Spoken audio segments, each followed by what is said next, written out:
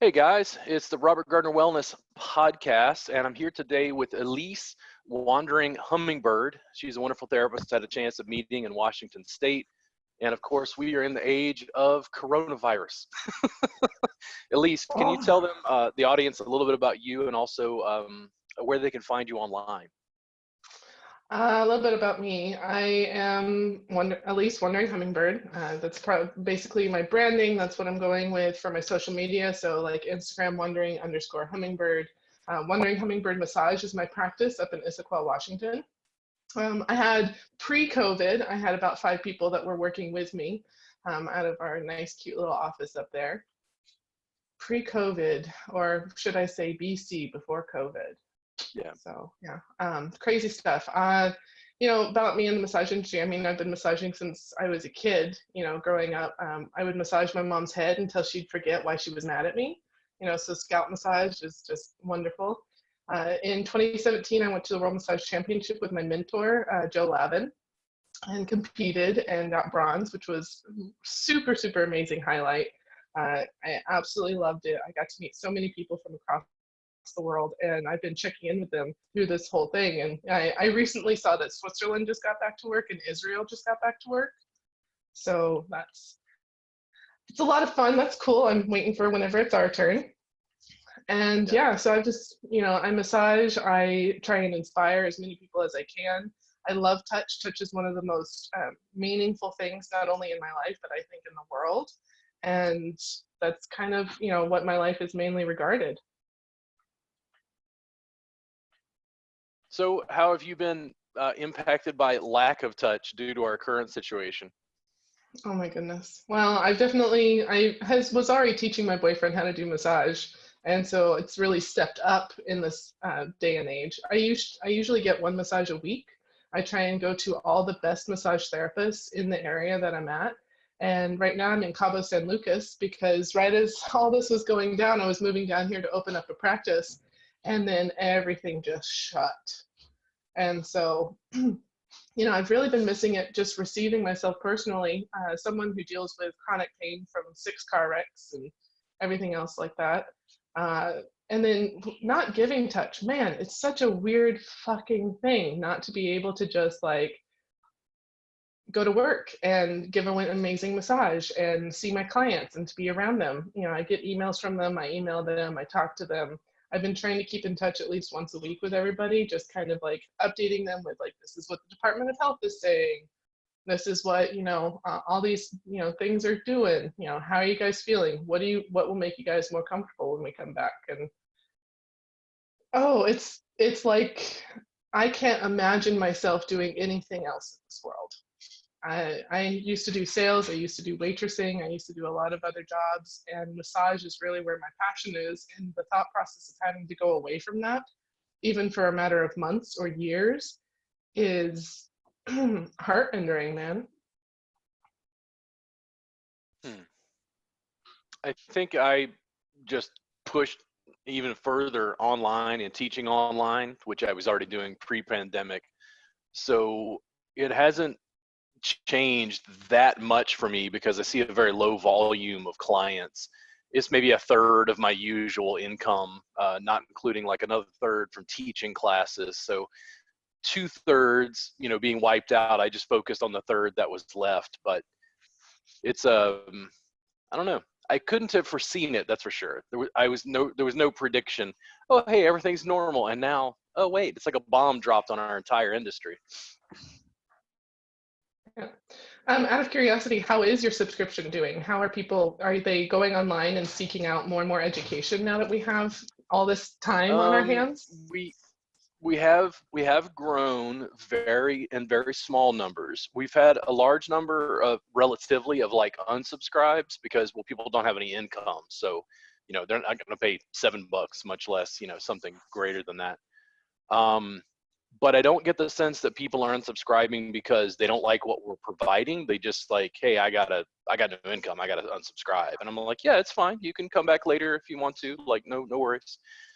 It has grown a little bit because I think more people are home, more people are looking at online education, more people need CE credits if they're taking those CEs online, if their state allows it.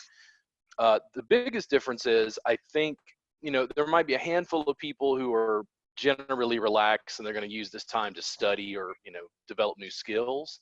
And then there are a lot of people who are just kind of halfway where I am, which is like, you're just kind of floating around, like waiting for it to hopefully clear up so you can stop drinking so much and grilling or whatever it is. That's just me. So I think online education is, probably growing a little bit during this time, but for people whose industry just got wiped out, I think, massage is fairly non-essential is the way it's looked at. But at the same time, it's like, I don't think people understand that our entire industry just vanished overnight. Like, you can still go to the grocery store still run. But like, when it comes to massage, every massage therapist is unemployed. Yeah. Well, it's been really interesting for me talking to everybody about how they've been trying to, jump around it, right? Like they're taking a detour, they're trying to figure out another form of income. So many people already had multiple streams because honestly, multiple streams is the only way to create the amount of wealth that we really need in order to sustain ourselves. Because as we get older, like I plan on being a massage therapist when I'm 70. Do I plan on seeing as many clients then as when I am now? No, I'm planning on, whittling it down, teaching, sharing, all that. But I think it's really forced a lot of people to figure out either A, they don't want to be massage therapists anymore. I've seen a lot of that. B, they need to diversify, whether it be in retail or it be in, doing a different kind of job or, and then just really everybody's, or C, they're still reeling. Whenever this went down, my lease was up on my office and I no longer have an office. I've talked to people that I'm going to rent from whenever I get back in, but I can't tell you how many massage therapists on my feed. I can't pay my rent. My landlord just let me out of my 2-year commercial lease. My landlord's not letting me out of my commercial lease. The thought process of all this is, damn. Yeah. Yeah. I'm fortunate in many ways, and I don't want to rub salt in massage therapist wounds. I just made certain business decisions that made a little bit easier on me so far. But if it goes much further, I have to go get a job. Like, I have a mortgage and bills to pay. And when you wipe out classes and then other retail and whatever else, like clients, when 2/3 of your income dries up and you don't have that much like in savings, makes a dent. Yeah, well, I've been extremely lucky or blessed or whichever way you want to put it. I took a loan right before all this happened. So I now owe a shit ton of money. But I had no debt before all this happened. And I took a loan right beforehand because I was going to buy electric tables. I was going to get another office space. We were going to expand. And just poof, all that money went to living expenses. And so right now I'm still, living off that money, figuring out how much do I need for rent? How long can I be without? And just supporting. I've been trying to support people that aren't as lucky as I am, people that are selling things, people that are, doing GoFundMe. So, donating to that sort of stuff, but really we all need to help each other. And it's ridiculous that all the poor people have to help each other, but I'm okay with it because at least we can shift the money around to where nobody's going hungry. Yeah, I don't know. I only see my window of the world through like Facebook massage groups, even here in Austin. And there's been a lot of like infighting about when we can go back to work and what's going on, and a lot of snarky ethical comments and who has ethics and who doesn't, and who's going to break quarantine. And just like, I had a couple of therapists write me and they're like, as a leader in the industry, we're kind of looking for you to leadership about when we restart. And I'm like, I'm not an epidemiologist. Like, just do what your government tells you to do. Like, I'm not going to do any crazy cleaning compared to what I was doing previously. It's just basic sanitation. It's like. What blows my mind is that people weren't wiping down things. People weren't washing their hands, weren't doing this sort of stuff. And I'm not saying that a lot of people weren't but for people to come out and be like, oh my God, I have to do so much more cleaning now. Like really? You weren't ever wiping down your handles? You weren't making sure things are, clean between people? You weren't, it just, I mean, even in school, they talked about, how much you needed to clean. Uh, Yeah. Even after school, you realize how germophobic my esthetician friend, who, I mean, when our esthetician is going to go back, that's even like further down the road because they don't even have the Department of Health up in Washington State like pushing for them to go back. She is the cleanest person I have ever met in my life. I always thought she was OCD, Yeah. and she is overwhelmed by the things that they're telling us. I don't know if you've seen any. Is Texas posting anything like the Department of Health in Texas about the PPE and all that sort of So stuff? You need? we're not under the Department of Health anymore. We're under the Texas Department of Licensing and Registration. Some people in Texas consider that a step backwards from being healthcare providers, but that's neither here nor there. In Washington State, this is why I get banned from Washington State massage groups, by the way, because of my lovely opinions. We're just in a very different legal climate when it comes to that. And TDLR is still in the last year or so taking the reins and changing things. So for instance, we're in the middle of COVID. I had to go get fingerprinted. I've been working as a massage therapist for 18 years. I don't know if I've ever been fingerprinted. So I had to go down, sans mask, put my fingers on a screen and, whatever, and have them take fingerprints. My license, I think, expires technically today, but I haven't gotten word from the fingerprint company, and I haven't gotten word from TDLR, which is basically standard practice at this stage. Happy birthday. Happy birthday. They're like, how is it? I'm like, no brass bands, no Mardi Gras, no. Yeah, no, I think my license had to renew in January. And as soon as my license renewed, I actually went and took an intraoral course, which is more than enough time and hours for Washington State hands-on requirements. So the rest of my CEs I can do online. But if I hadn't done that, I mean, there's no hands-on course being done right now. And then what are we going to do?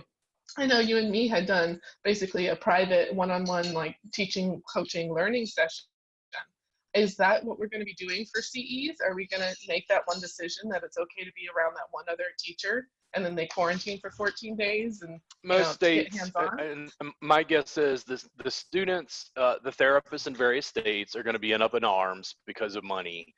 The states are going to waive in-person CE requirements across the board so you can take online classes. And then the therapists are just going to get their CEs that way until this is lifted and people feel safe. That's my biggest guess. Yeah. Well, Washington State still hasn't waived our hands-on. The only thing they've done is they've given us an extra 60 days, an extra 90 days, that kind of thing. Yeah. I'm looking forward to seeing what it is that they do, but man, I mean, I appreciate online courses so much. I appreciate, being able to video call and to talk to all these people. It's so funny that everyone has such different standards. And when they set these standards, you were talking about the infighting. I've seen some of that. I don't really try to work with most of that. I actually talk to, I think I talk to 7 or 8 massage therapists a week kind of thing. And they all, one of them sneaking a client here, one of them, their family unit, they're just doing their family unit members. One of them is doing one a day, but doing all these cleaning protocols. The other one went on a trip. So, she quarantined herself for 10 days. And, it's a whole lot of loving people and saying that, hey, look, I understand what your standards are. I appreciate that. I hope that we can all, get back to work. And trying to be a lot of not judgmental on what people think are acceptable. Doing networking and building each other up and talking about do you need a thermometer? Are you going to do a thermometer from far away before they even get in your room? Are you going to have them bring a plastic trash bag with sheets so that you don't have to wash their dirty sheets? I mean, I keep saying this, and I think I'm biased. And the reason I'm biased is because I moved to Austin a year after Hurricane Katrina. And Hurricane Katrina was like the bomb dropped, but it destroyed city infrastructure. New Orleans was gone. Baton Rouge's population doubled overnight. You couldn't get bread at the store. It was just you know, and you felt like the rest of the United States was just looking at it and laughing almost, like watching it on the news. So I've experienced a little bit of this sort of mass uncertainty and chaos. The only difference is this is so like national level and then international where it's spread out, where you're like, what happens to like global trade? And I'm like, I have no idea. Like, what happens to the real estate market? I have no clue. Like, it's much bigger in the sense that it's also going on longer. Like, all of our infrastructure is still in place, but people are afraid of spreading something, even worse, something mutating. And I think that basically there's just a low level anxiety and fear about, you know, are things ever going to go back to normal, quote unquote. Well, I mean, I've been telling everyone from the very beginning, there is no normal. There is whatever it like. There is no normal. Going back to normal, going forward to normal. There's no going back. It's like a river. When you're in a river, you get out of the river. You never get back in that same piece of river that you were floating in. So everything is just going to be, you know, how are we maintaining ourselves now, and then how are we going to maintain ourselves in the future, and being prepared for, you know, how much do we want to detour.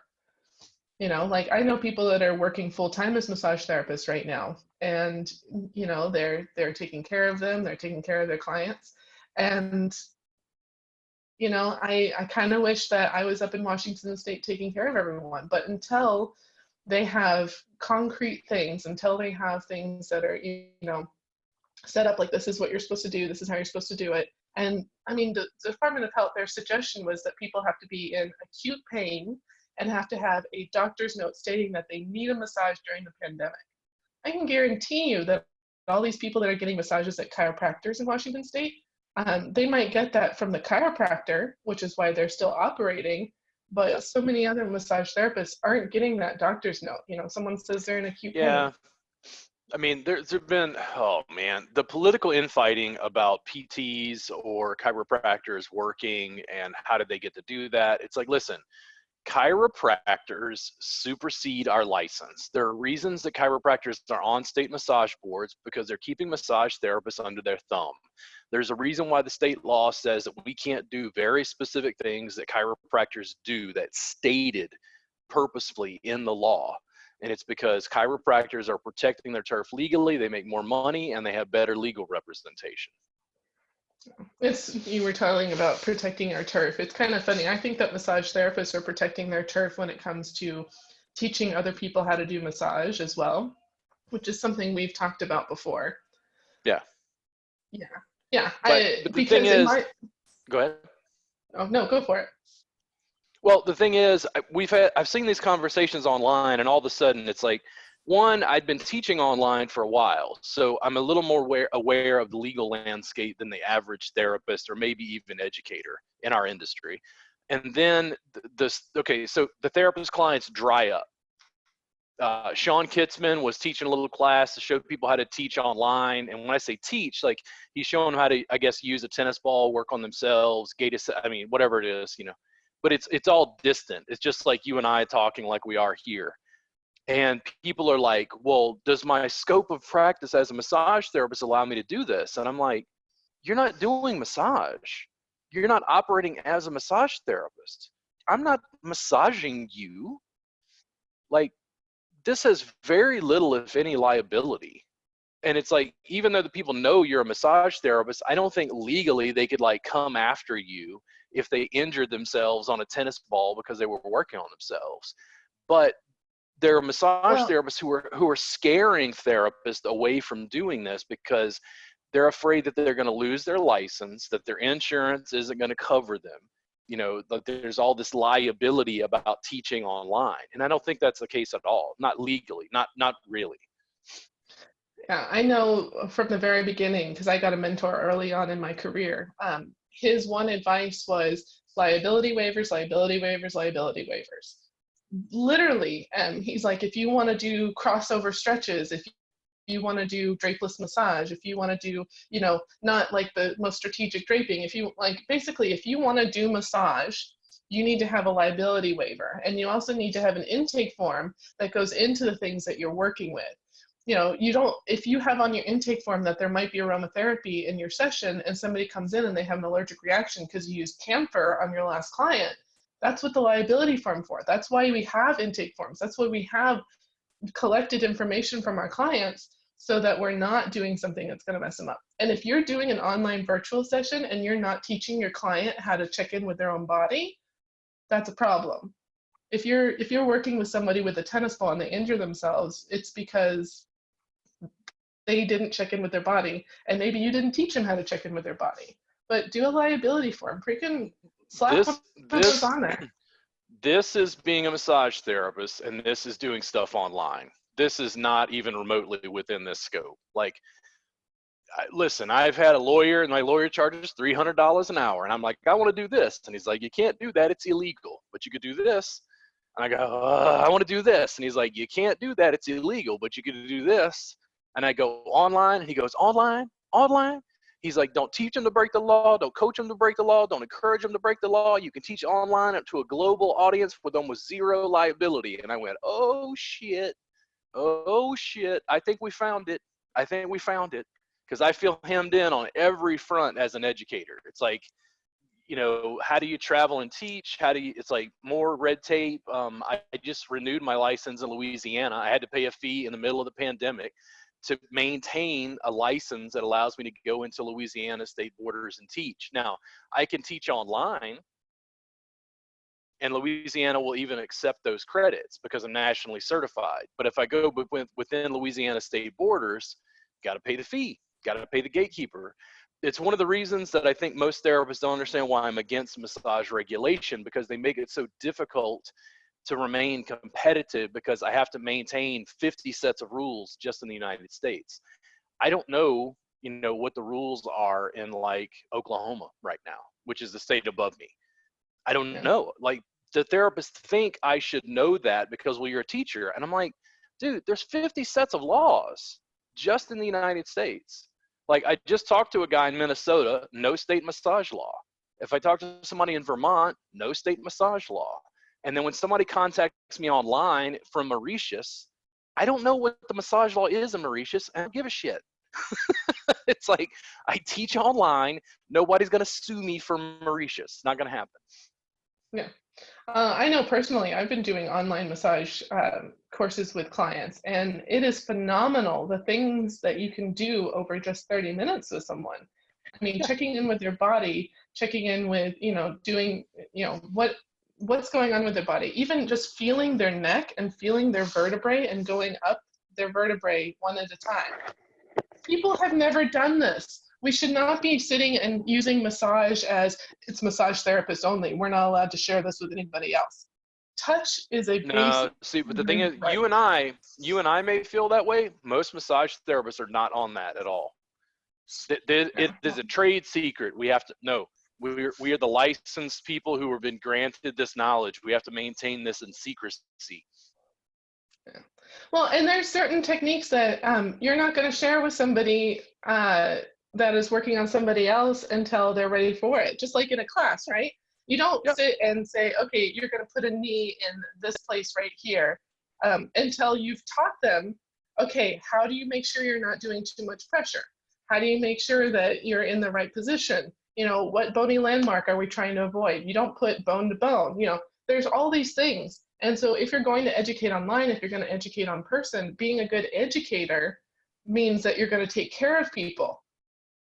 But education for massage therapists shouldn't just be for massage therapists. And I might get haters, whatever else on this, but I'm serious. We need to help people take care of each other.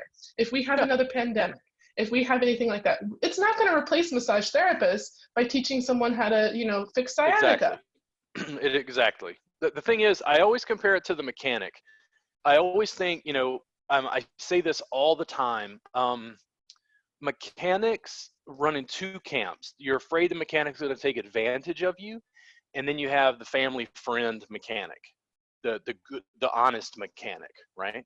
So the honest mechanic, I'm always like, listen, get online, teach some classes, run a Facebook ad, and I'm like, okay, who's particularly afraid of doing mechanic work? Women. women aren't trained in it necessarily. They're not being taught it. They're intimidated. So you're a mechanic, you're the honest mechanic, you're going to have a class. And that class is going to be for women, and it's going to teach them automotive basics and maintenance on their car, how to change the oil, how to change a tire. It's not going to look down on them. It's going to show them, listen, this is what you're looking for. And if you're having a problem with the car and need to bring it to a mechanic, these are the things you want to check first. What it does is it builds rapport with this audience. But here's what happens. I know how to change the oil on my car, and I don't remember the last time I changed the oil because I just bring it to the mechanic. Massage therapists, have not been doing this. I have for, 10 years. But the thing is, massage therapists act like, well, no, they just come to us for the massage. And I go, yeah, and they're still going to come to us for the massage, but if you show them how to work on themselves, it builds trust, rapport, and actually teaches the public what we do, which, massage therapists, if you're listening to this, separates us from prostitutes. The reason people think we're still part of the sex trade is because they're not getting any education from massage therapists.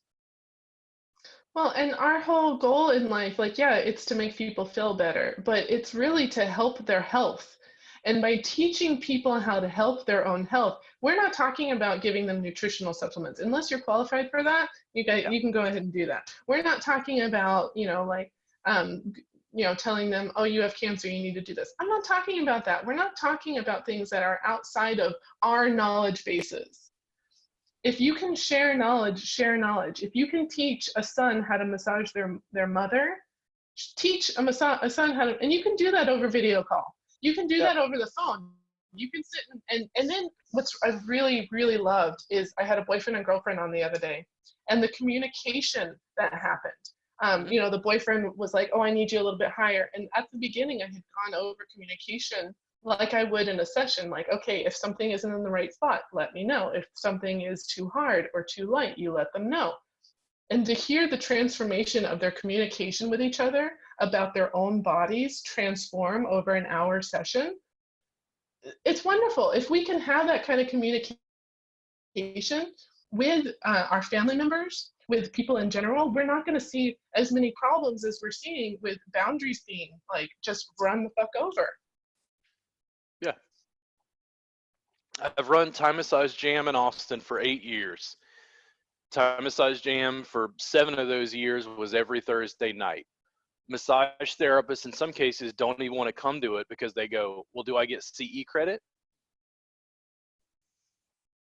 And it's like, I don't understand. What is this? I'm like, it's a community bodywork event. And they're like, what the hell is that? And I'm like, we created it. It is an event for the public. Is it for massage therapists? Are massage therapists part of the public? Anyone can come, anyone can learn, anyone can share, and I supervise. If they have a problem, I work on them. If they need to know a muscle anatomy, origin, insertion, I take out my phone. I educate, I share. It's a closed, mat-based community bodywork event. Well, so I love you dearly, and you said something about how you created it. In Hawaii, they've been doing this for, no shitting you, hundreds of years. Literally, they have a day, or they have it's called round table in some places, but a round table where they have somebody that has a problem, and then the main healer teaches how to fix that problem on that person. But even above that, on Thursday nights down in Honolulu, there is a hospital that a bunch of healers go to, and they massage the public and they teach the public how to massage each other. Like massage was not the sacred secret, grandparents were doing it on their grandbabies to make their heads round. There was so much touch in that culture, which is part of the reason that I love that culture so much and that I've spent so much time on the island. But sharing body work like you're doing is phenomenal, and that's the way that we should be doing it. Is we shouldn't be sitting and saying, oh, I'm the only one that can fix this and you need to come and pay me so I can fix this. If we're generous with our knowledge, if we're generous with our time, we will be taken care of. Mm-hmm. Yeah, and when I say I created it, what I mean is it didn't exist in Central Texas culture. Something like that or in Thailand has been going on since forever, but I'm a weird white guy in Central Texas teaching Thai massage. So I just go, okay, this is completely unavailable in the marketplace. I would teach a class and the students are like, oh, but aren't you afraid of competition? I'm like, there's 1.6 million people in the greater Austin area. 99% of which have no idea what Thai massage is or who I am. Like, there Yeah. is no competition. There's not even, I'm like, name one facility, and they're like, Zenwell. I'm like, yeah, okay. So there's one facility in all of Austin to serve 1.6 million people. Come on, guys. Like, the marketplace isn't even remotely, saturated. Not even remotely. Well, I talking about saturation. There's a lot of times where you see people saying, "Oh, well, are there a lot of massage therapists in an area?" If you're really good, you're gonna get clients. If you're really not good, keep on practicing. Keep on working with people that are good. Ask your favorite massage therapist, who do you go to for massage? Yeah. Who has been your favorite massage ever? You can get better no matter what. Constantly going to somebody new and trying new things and understanding. Every Yep. town I go to, I get a massage. Every single town. And you know what? Sometimes I regret it because I end up at like an Asian joint and they hurt a shoulder. Sometimes I really love it because I end up in an Asian joint and they do things I've never felt before. Yeah. So the I mean, like I see therapists, and this is just me as an educator. Like, when I went to Washington State, we did a private training, you and I, and then it's so remarkable. Like, local therapists do not come and like get sessions with me. They live here. Now, if I move, they'll be like, "Oh, I can't go to the Thai massage jam." And I'm like, "You've never been to the Thai massage jam." And I did it for 8 years. And it's like, "Oh," like, Texans don't really respect it unless it's from LA, or at least Austinites don't. Yeah. Well, I'm and being in the Washington state culture, honestly, I think massage is very, very alive and well, and there's amazing educators in my area, and it's respected, and so many people understand. But even in Washington state, I run into people all the time that have never had a massage, that they don't think of it as anything more than a fluff, Yep. like if we're not willing to educate more and more people that we already have coming to see us to work on and to work within their family. And I'm not sitting and saying that I'm going to train someone who's not licensed to go and work on somebody that isn't in their family. Like, no, we'll keep it in the family. We'll keep it according to the laws, because in Washington state you're not allowed to work on someone who's not in your family if you're not licensed. That's no problem. But do you imagine the kind of impact we can have on the world? Mm. No, we avoid social media. We avoid technology. We avoid video distribution. You can't learn online. I hear all this regularly. Yeah, no, I mean, man, yeah. And I was So teaching it's been, online pre-pandemic, mind you. Like, I'm ornery, but I was teaching online pre-pandemic, and then all of a sudden it's like, "Oh, we can teach online." I'm like, "Yeah, did y'all just figure this out?" Like, well, granted, I feel like I'm eating online education because of the quality of what we're offering at our price point, and I continue to make it better. But the thing is like, the therapists have been sold a sort of false bill of goods when it comes to education. They're looking at it in very closed parameters. So, for instance, like, when I go to Washington State, lead a class, people are like, "Man, I wish we had a Thai massage jam here." And I go, "Yeah, the Austin therapist barely even attended." And they're like, "What?" Like, they can't believe it. And I'm like, just different attitudes. speaking from a Washington State massage therapist, I go to a massage party, and maybe they're held maybe once a quarter, maybe once a year kind of thing. And it's a massage party. A bunch of massage therapists get together. You bring food, you bring whatever, and then you say, "Oh, my shoulder hurts," and somebody comes and works on your shoulder. Or maybe we'll have a guest of like Sarga body work, and she'll sit and do Sarga right in front of us, and we're like, "Oh my God, this is so cool!" And then we break up into pairs and we give massages. Yeah. These things.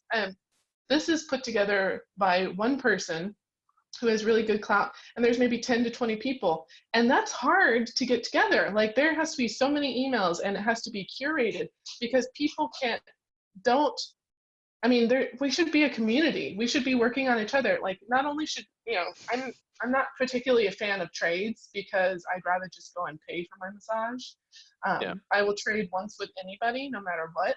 And then if they want to keep on, working with me, then we can work that out.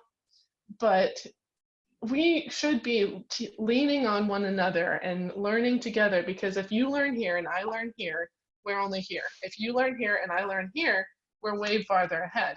So Yeah. getting together as a community, like-minded individuals, I don't care if all the mother hens to get together. I don't care if all the, but really forming community. Of The course, in the like pandemic. the like-minded community, I've found more of the like-minded community online than I have in just my local geographic, area.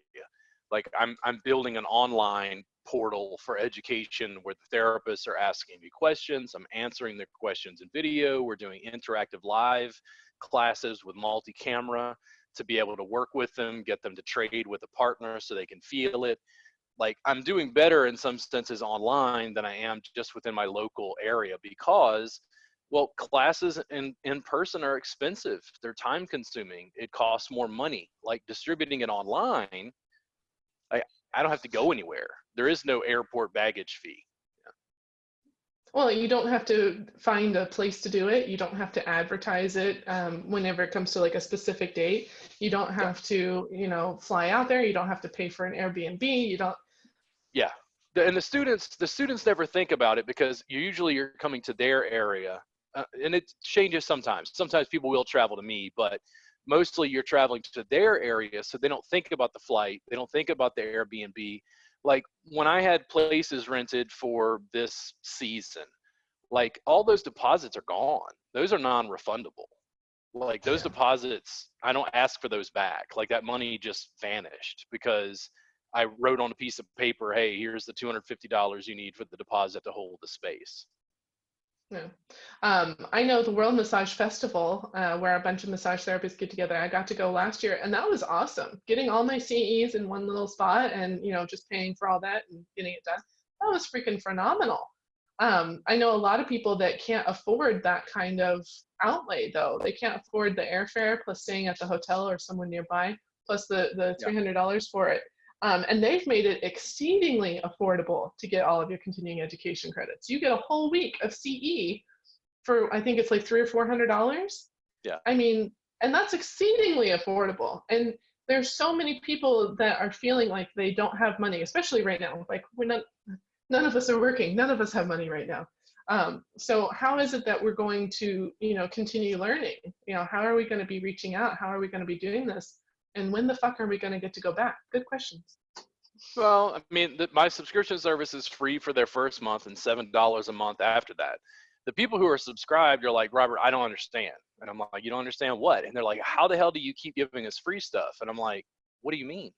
Like, you're paying $7. And they're like, yeah, but we're only paying $7. We're not paying for a $400 class. And I'm like, it's $7 a month times however many subscribers I have. Like you're providing a base of income that allows me to keep producing stuff online.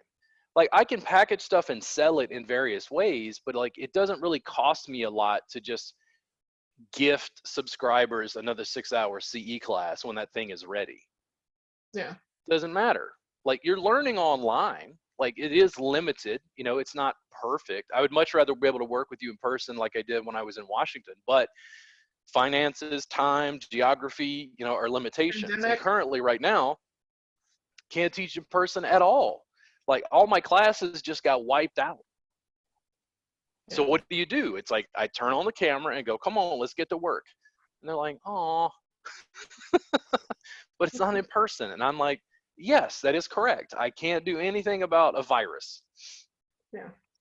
No, there's so much that we can't do about. And what's a really funny thing is there's so many people I've been seeing that think that they can control. From my personal experience, the idea of control is just that, an idea.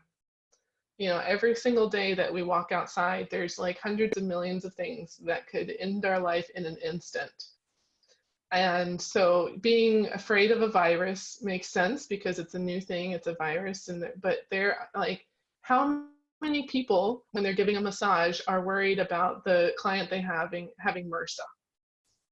How many, these massive, terrible infections that go around hospitals, that go around gyms, that go around families, that go around all this. Like my brother, I think it was like 5 years ago. We don't even know how he got it because he's never been to a hospital, he's never done anything, but he had horrible MRSA. all on his entire arm, like just absolutely horrible. I mean, it was oozing out. Oh, and we don't think about that whenever we're doing a massage. Quite frequently, we're just like, we go through our intake forms and we're like, okay, cool, clean bill of health. And then we start working on the client and they're like, oh yeah, by the way, I got a surgery on my left, hip 2 years ago and it still doesn't have full range of motion. And we're like on the intake form looking at it like, there's no hip surgery here. Yeah. Oh, it's a weird time. I hope everything very quickly starts to go back to normal and that COVID and coronavirus becomes a thing of the past, mostly, isn't much more harmful than, say, the flu, which continues to, genetically modify itself and mutate to the point where it's like you can get a flu shot, but people still get the flu. And coronavirus is likely going to be in somewhat that same category. It's just, I understand being concerned because it is novel and it is highly communicable, especially at this stage. So I don't know. I keep teaching online and keep developing online curriculum. I've worked almost as much, if not more, during this, but the third of my business that was still there was online. So I just pushed all in on it and just kept developing stuff. The therapists who are subscribed, I can tell because this is my closest knit community, they're overwhelmed. Sometimes they want to study and look at stuff, sometimes they don't. And what I do is I work, I drink, I cook, I take naps. And I don't worry about the fact that I wake up at noon because there's no client to see and it doesn't matter. I can stay up till 4 o'clock in the morning working. So I just try to go on my own biorhythms and continue doing stuff. I did kind of talk to subscribers and go, guys, why aren't you working on email lists? Why aren't you building social media channels? And the thing is, I think it's a good idea to maybe encourage them to do those things. But I think there's a sort of abject sense of hopelessness when everything just gets wiped out. And I can't fault them for feeling that way. And the other thing is, for better or worse, I felt it before during Hurricane Katrina. And what I didn't like was feeling helpless. The first thing I did was I gave away a $70 like CE class, 6 hours, totally free. No baggage, just like here, it's free. 700 people signed up for that. When I did the math, it was like $49,000 worth of free CE credit I gave away. But here's what it did. It gave me time to do clerical and focus on stuff that I could control as opposed to just floating around in hopelessness. Well, and floating around in hopelessness, there's a certain amount of that. Yeah, not just a certain amount. I mean, I was talking to a massage therapist the other day and she was like, so how are you doing? I was like, well, I went through the depression. I went through the anger. I went through the having a good day. I went back to the depression, back through the anger. And we're all going to be in that cycle. There's not a single one of us, if you see us on Facebook, it's probably a good fucking day, man. If you see it, like I've seen some people that are being very vulnerable online. And, it's true that this is not just one person being vulnerable. This is millions and this is billions of people that are being vulnerable in this time period because our basic safety that we believe in on a regular basis is not there. So, we're all doing that circle. We're all going into the sadness. We're all taking naps more than we should, or more than we have, not should, but more than we have. We're all, not working whenever we should normally see clients. And I miss my clients so much. The other day I had a client email me saying, please, can we break the rules? And I'm like, look, tell me what's going on. I was like, look, tell me what's going on with your body. And what I'll do is I will talk to a chiropractor in your area and see if you qualify for getting in for an acute thing. And they didn't respond. So, our clients, they miss us. They want our hands on their body. They want us to be, we're helping them. They want us to help them with stress. And if we're not able to do that in person, then do it online. If you're not able to do it online, give them a phone call and just say hi. Checking in with your clients is how you're going to retain them. If you just shut down completely, then they're not, and then whenever everything finally comes back open, they might come back to you. But if you check in with them, and like one of my hummingbirds, she's calling 1 to 2 clients a day. That's it. She's not doing, 15, she's not doing 30, she's not doing an hour of it. She's doing 1 or 2 a day. And she just goes through all of her clients and she calls them. If she gets a message, she says, hey, I was thinking about you. I hope your body's doing well. If you want to talk, call me back. That's how we're going to retain our people, is by giving them communication. We are all starved for communication. When someone texts you right now and they say, how are you doing? You feel good. That's what we should be doing for our clients, making them feel good, even though the shit has hit the fan.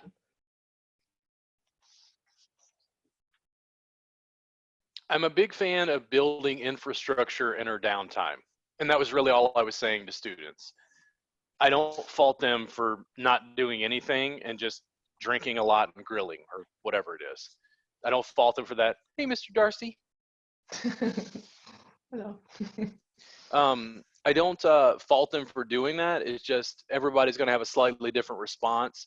I'm always a fan of trying to take advantage of the situation, like while we're in it. Meaning, okay, you can't do a lot of work in person. So can you build a social media channel? Can you build a YouTube channel? Can you do a few things to supplement, work on email templates, whatever that is. But I mean, that's just me. And I guess I cope, via work. Like my work is therapeutic to me in itself. Yeah. Well, and there's so much to be said for not being able to do anything because of your mental state.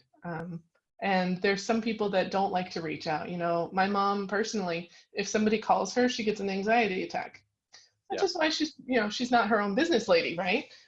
So we need to focus on what we are good at, and we need to sit and really examine that. If you're having a bad day, come up with a couple of things that you know that you're good at.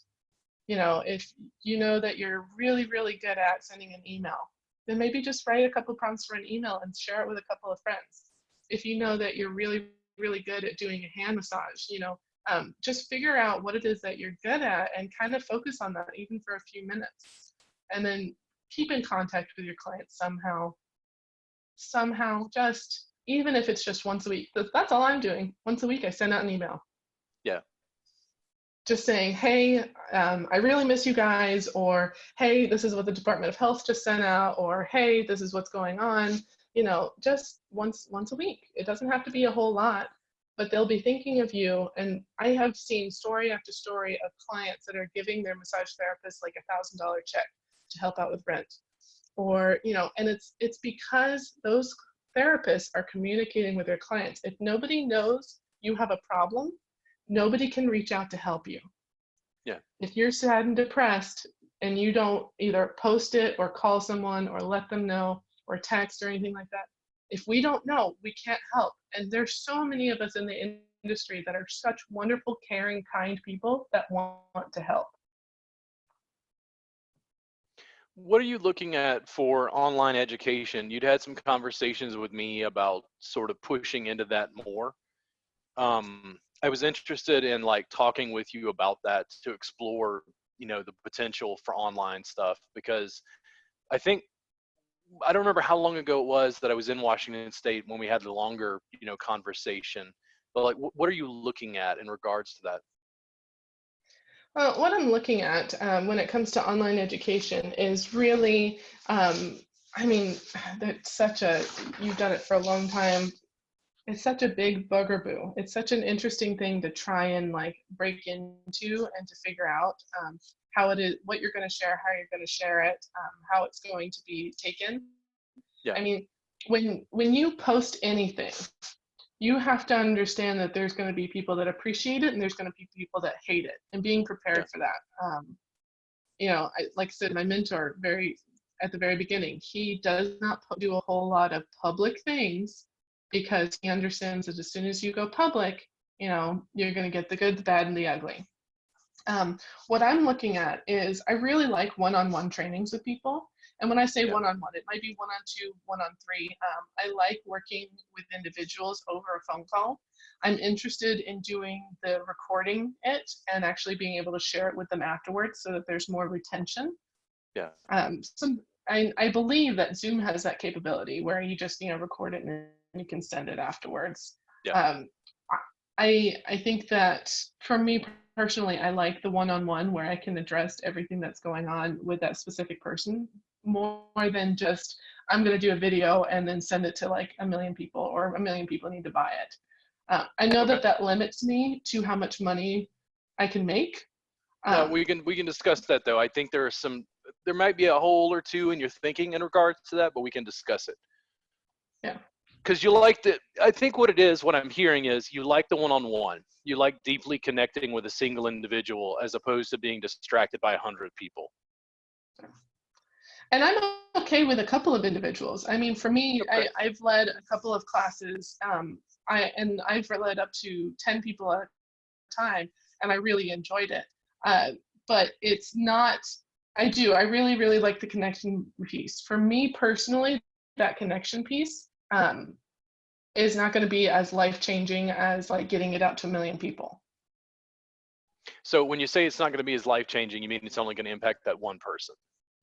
Yeah, it's going to Okay. impact that one person, and maybe that whoever that one person impacts, right? So the Yeah. more people that we impact, the more it spreads. But if you're doing Okay. it one-on-one, it's not going to spread as quick. So whenever I was getting ready to go to Washington State, how did you first find me? Oh man, I mean, I'm in like 469 groups. Over 200 of them are massage therapist groups. Yeah. I when I was talking to Camilla Hunter, who has 2 amazing books regarding the massage industry, and she was like, "Look, if you're on Facebook all the time, use it. Use Facebook for what's intended. Use the groups. Use connecting with your peers. Use connecting, and use that for your business." If you're on Yep. Snapchat all the time, use that for your business. Whatever social media platform you use already, use that one because you're going to be good at it. Yeah. So me personally, I'm on, I mean, I actually don't know how many groups, it might be 600 by now. So And I you spend, likely saw some of my videos. I saw some of your videos or from Rebecca. Yeah, as I've said before, every single time oh no, I found you from Rachel Scott. Rachel Okay. Scott does, And here's the um, thing, Rachel is a subscriber, and this is what I want to point out that's organic, okay? Because we're in an industry that's very hands-on, but the way that you knew about me was through basically a digital connection. yeah. Because I've never met Rachel Scott in person. It's only been online. And what happens is, like when you're doing these private trainings online, here's my suspicion for how I think things should go. One, you should not only teach online, but keep copies of the recordings. You can use those recordings in a multitude of ways, and we can discuss that. But let's say you take a clip of the recording that's 5 minutes that was really good information that other people could benefit from, and you put it on YouTube, and you put it on Facebook, and you link it on Twitter, and you put it on Instagram. Now that 5 minute clip is just an advert for what you do, and the more you saturate all social media platforms with that, the more people who can see you, the more people who can benefit, the more people who can learn. You can eventually take those materials and package them in some way where you're still working in very small groups online. It's still very focused, but you can sell in some form this content. And here's what happens. And I've gone through this process because of my subscription service.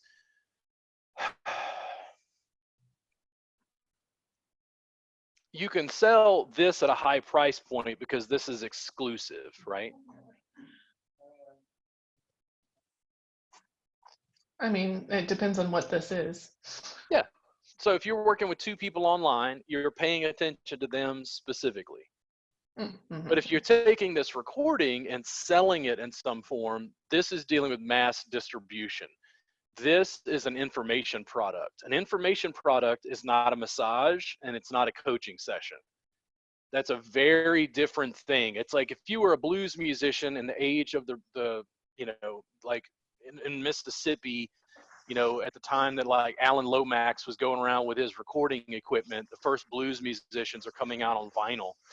Like they only made money at the juke joint playing.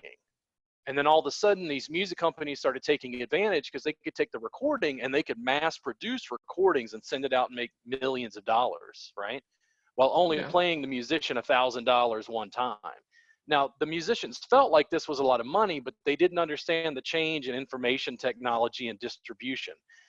the same thing happens when you're talking about teaching online. I wouldn't want you, in other words, if you supplement doing this, awesome.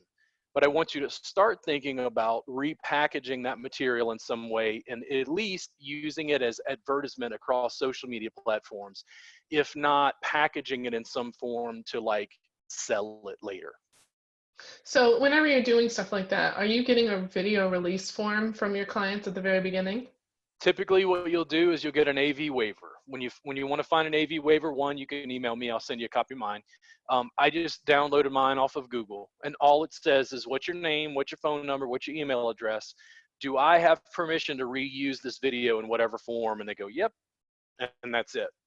So Yeah. if you make clips, let's say for social media, like if I take a clip of this and it winds up on Instagram, my hope is that I tag you in that Instagram post because I want to show a connection between you and I. Does it make sense? Well, I mean, that's what social media is all about. It's not advertising to people you don't know. It's advertising to people you do know, and then the people that they know, and then so on and so forth. That's why it's social media. Yep. Mm-hmm. Because what happens is when people see this, maybe they don't know who I am at all, but they know you. They make all sorts of assumptions about me based on the fact that you're having a conversation with me. And that's how I win in a social media landscape is you continually foster this digital networking. That's really what social media is to me.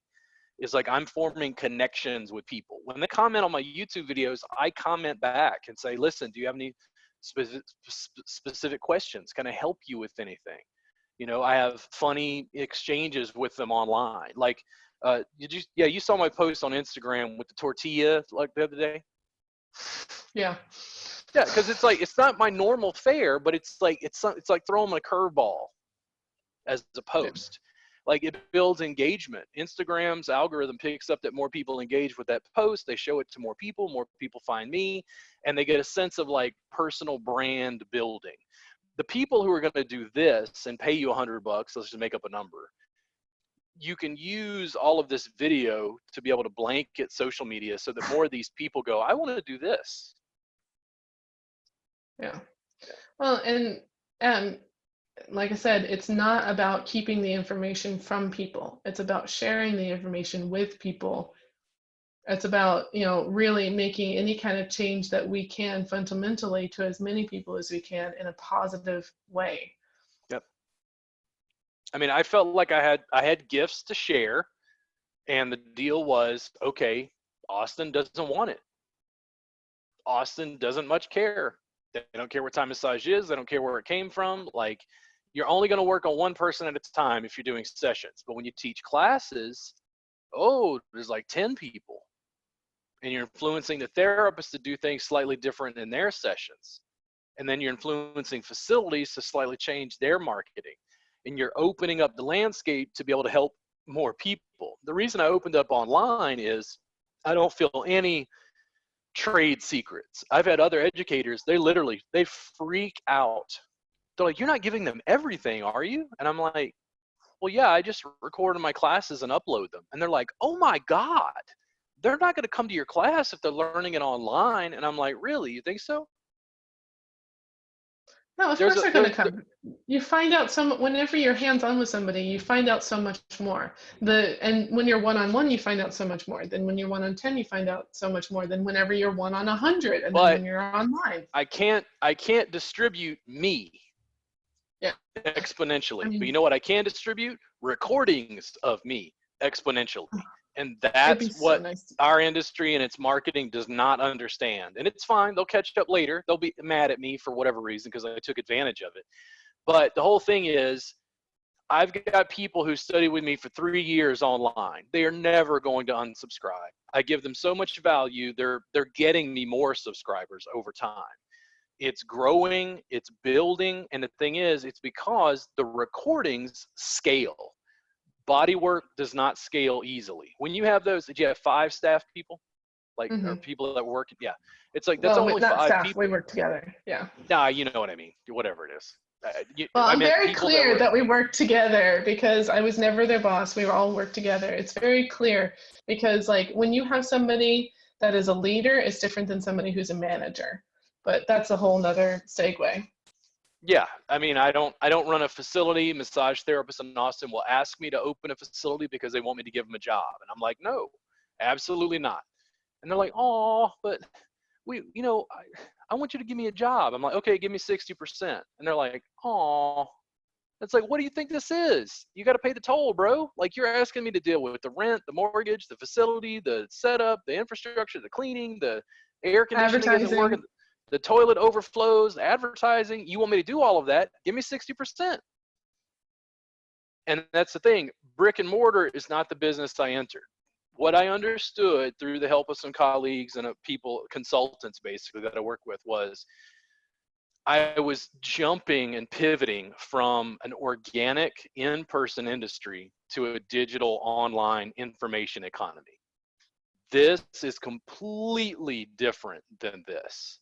And here's the thing, Yeah. if you can template what you're doing and make workbooks or DVDs or videos or online stuff or whatever, if you can sort of template what you're teaching, you're reaching a much larger sort of global audience. And you're also drawing a market for this to begin with. Does that make sense?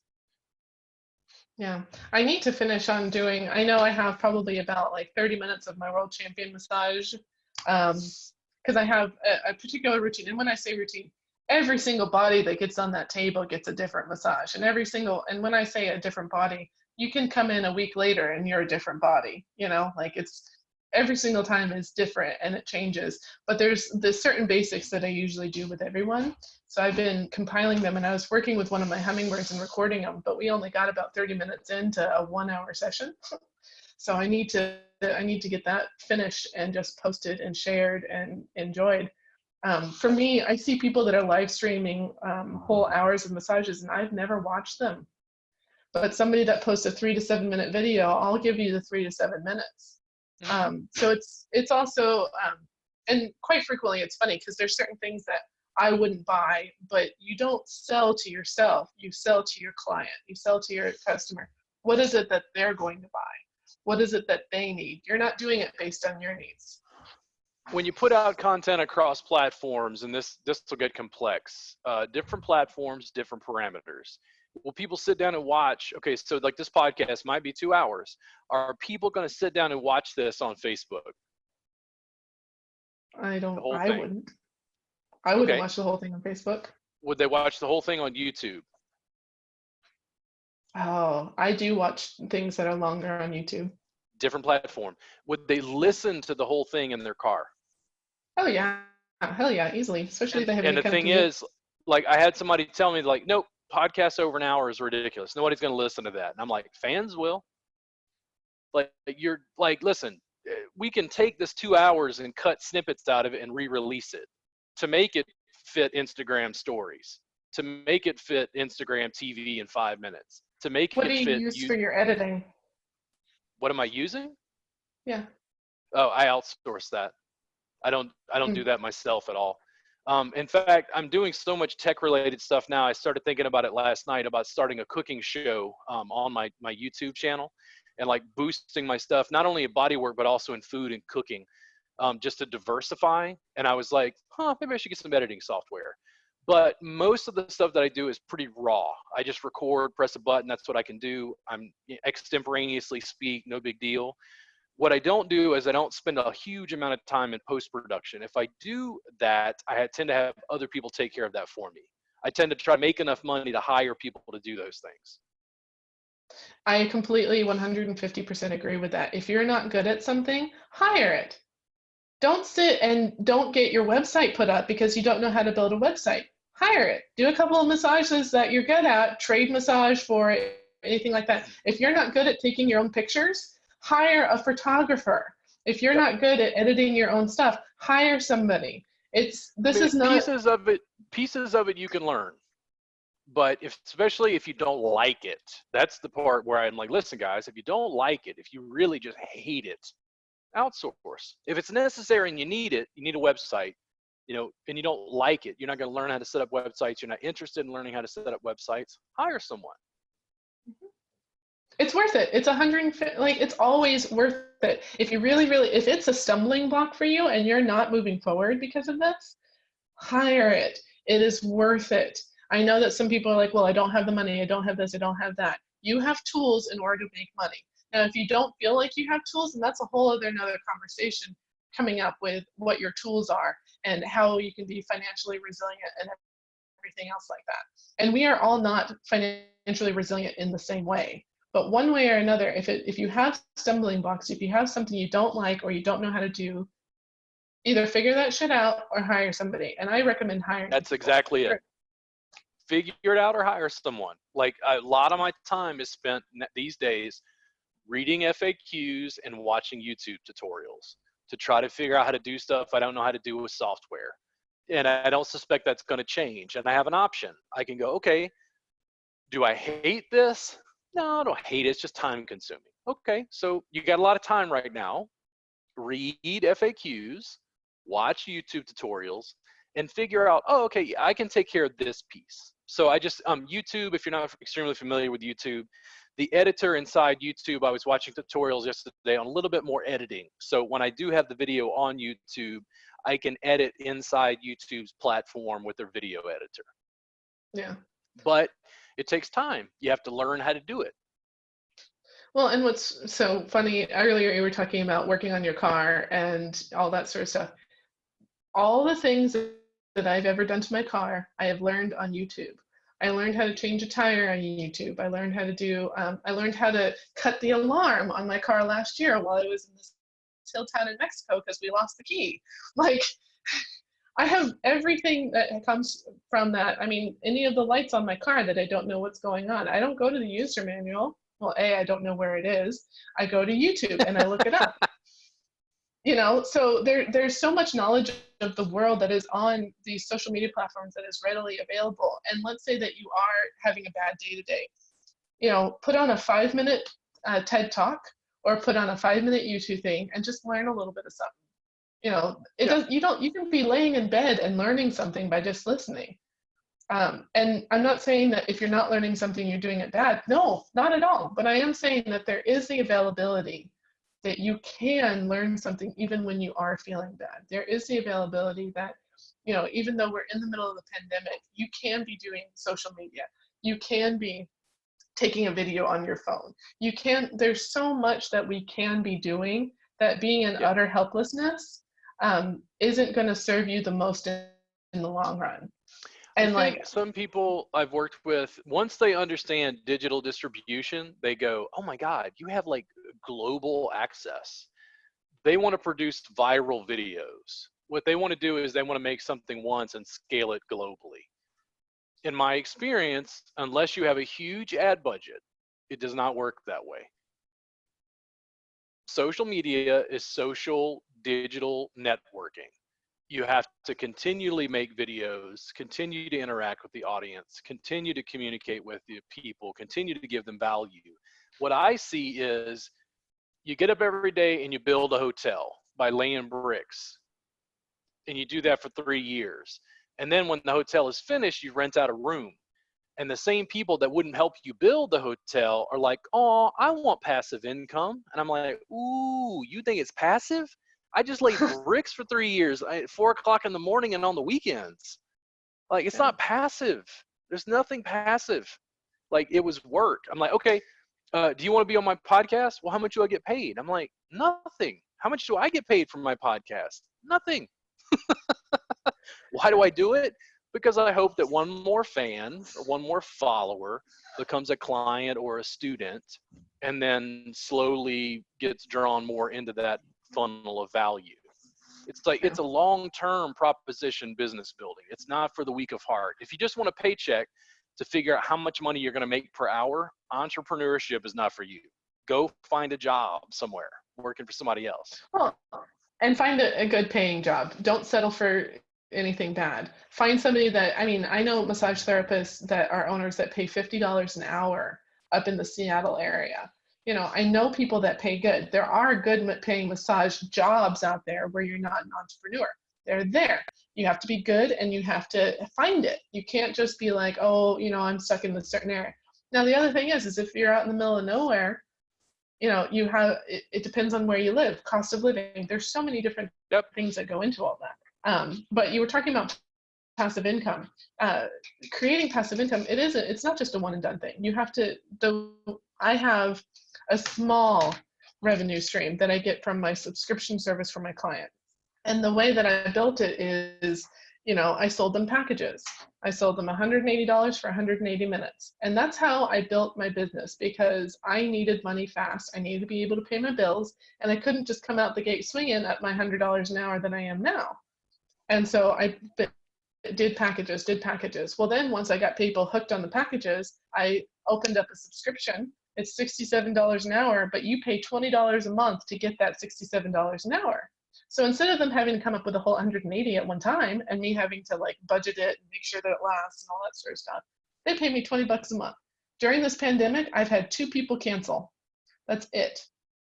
And I'm still making $20 per client, even though they can't come in to get a massage, because they know that I'm going to be back. And they also know that the only way that I'm going to be able to come back is if I have money coming in that I can pay for things, Yeah. And your clients want to support you. The whole reason they're your clients is because they want to support you.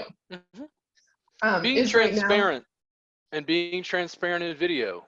I had a client, this wasn't that long ago. They wrote me a check or whatever for whatever fee, and they didn't tip. And they were like, "Oh, I'm sorry, I'm not tipping." And I'm like, "This check pays my mortgage.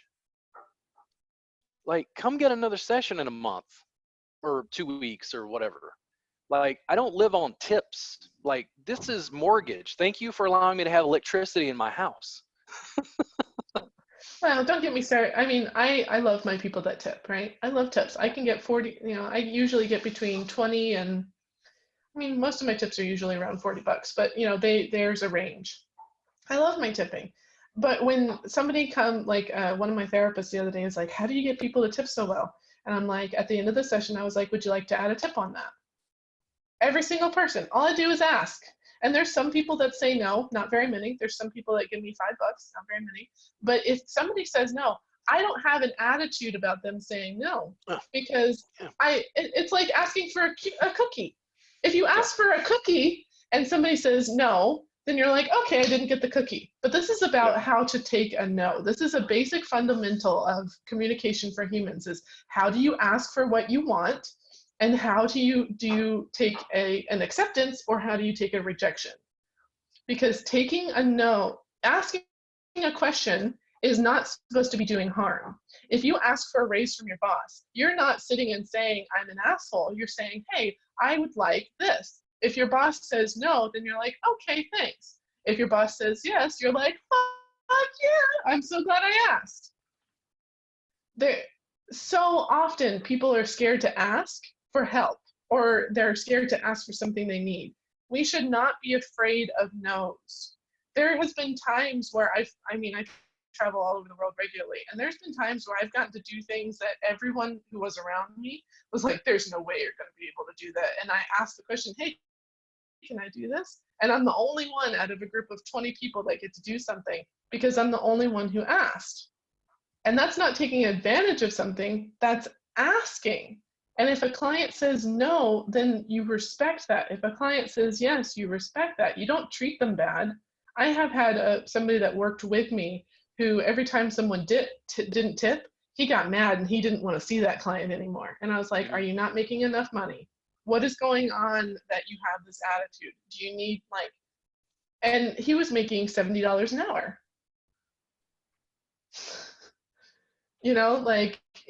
What is going on that we have this resentment towards people that don't tip? What is going on? Like, if you're not making enough money, charge more. If you can't charge more, figure out what you're going to do.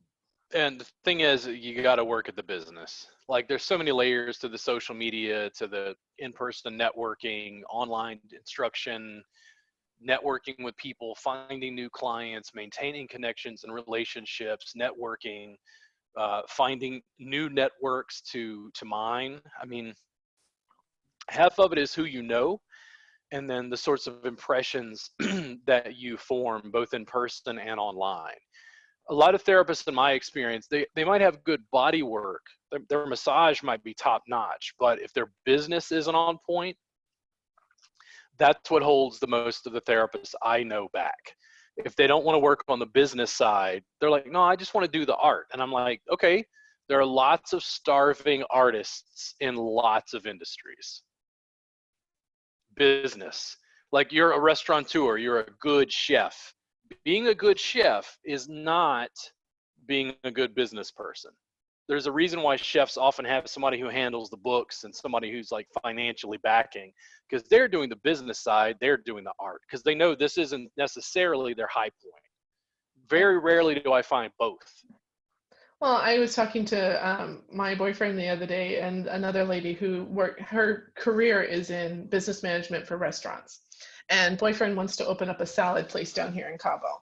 And I think that's all great and dandy, but I haven't built a salad business. I haven't built a restaurant business. I know massage. I know how to do my massage business. I know how to duplicate what I've already done. I know how to share what I've already done. But I have no idea about a salad. And so I'm talking to her, and she's a neighbor, 2 floors up and 2 buildings over. And I'm like, oh my God, that like you have the information I need for this. I'm not sitting and thinking that I'm going to do this business by myself. I'm not sitting and thinking, oh, I'm going to start from this and I'm going to grow all this. I'm thinking, okay, who can I find? Who can I connect? But we don't all have the same personalities. We're not all connectors. I highly recommend people. Have you ever heard of StrengthsFinder 2.0? Mm. Okay. I'm sure you've taken multiple personality tests to figure out, what you're good at, what you're not good at. StrengthsFinder is from Gallup, and there's 64 characteristics, and we all have 5 main ones. It's not that we don't have the rest, it's that we have the 5 main ones. And it talks about how to work with your own and how to work with people that are complementary to it. And it's not just working with people, it's relationships with people. It's, and the way to build something massive, the way to build something that's successful is having your 5, having someone with a complementary 5, having another person with a complementary 5, and working together. It's not all about you have to have the 5 that are going to make this pop. That's not the point of finding complementary people. If you're somebody that's super shy, if you find an extrovert that can do all this marketing for you, work with them. If you find somebody who, does a really great massage that you really want to learn how to do it, work with them. Don't be afraid to ask, and don't be afraid to try. One of the things about resources is a lot of therapists will come from a socioeconomic background. That means they don't necessarily have a huge amount of money to invest. One of the things that I find most interesting is, let's say you're in massage school and there's one of the students in school who, for some reason, he's in massage school, but he knows how to build websites. Why aren't the other students in school hiring him to build the websites for them? He could almost make more money building websites for massage therapists as an additional revenue stream and taking the pressure off of these therapists. And then another guy has a video camera and recording equipment and editing software. And then this guy, in other words, the therapists are teaming up across skills to build each other's businesses. I very rarely see that. Sort of a cooperative of sorts. Yeah. Well, I feel like most of the time whenever I try and work with things, I try and work cooperatively. Because, being the best at something or being the third best at something, that's all fine and dandy, but that doesn't get you anywhere. If you're not, it's the same thing we were talking about earlier with working at the Thai massage jams, working in community. Now, we may not be able to work in community in person right now, but we have the opportunity to work in the community online. And working as a community is how we change the status quo. And honestly, there's so many people that have told me that they're scared of liability for doing an online session. They're scared of this, they're scared of that. They're, they don't feel comfortable in front of the camera. They don't feel this. You know what, that's fine, but don't try and put any of your limitations on someone else. And also, when you find that limitation, examine it. Don't just say, this is my limitation. Look at that limitation in the mirror. When I've talked to you about doing this whole scaling thing, and my personal limitation is I don't want to do all that work. I want to hire someone to do all that work. Yeah, it takes money. Exactly. Well, it can be pricey. Like, I don't want to discourage you, but yeah. Well, I have no problem creating content. I can get on and I can talk to people and I can do a video and I can, and I enjoy networking and talking to people. And I personally would love to find people. Right now I'm working with a lady who she's going to take a percentage. I really like people that take percentages because I feel like they're a little bit more invested, because instead of just like, I'll build you a website for $500, but it could be a lot more expensive. When you're talking about growing something from $1,000 a month, where that person's only going to get like $5 a month, to growing something to $1 million a month, which will then they'll making $5,000 a month. There's an investment that happens in that for them to really push and push and push and push, and to see how scalable something is. Yeah. So I encourage people to take a look at their limitations and why they have them and where they come from, and to see if they really don't want to overcome it, okay, hire it out. If they really can overcome it, push and do it.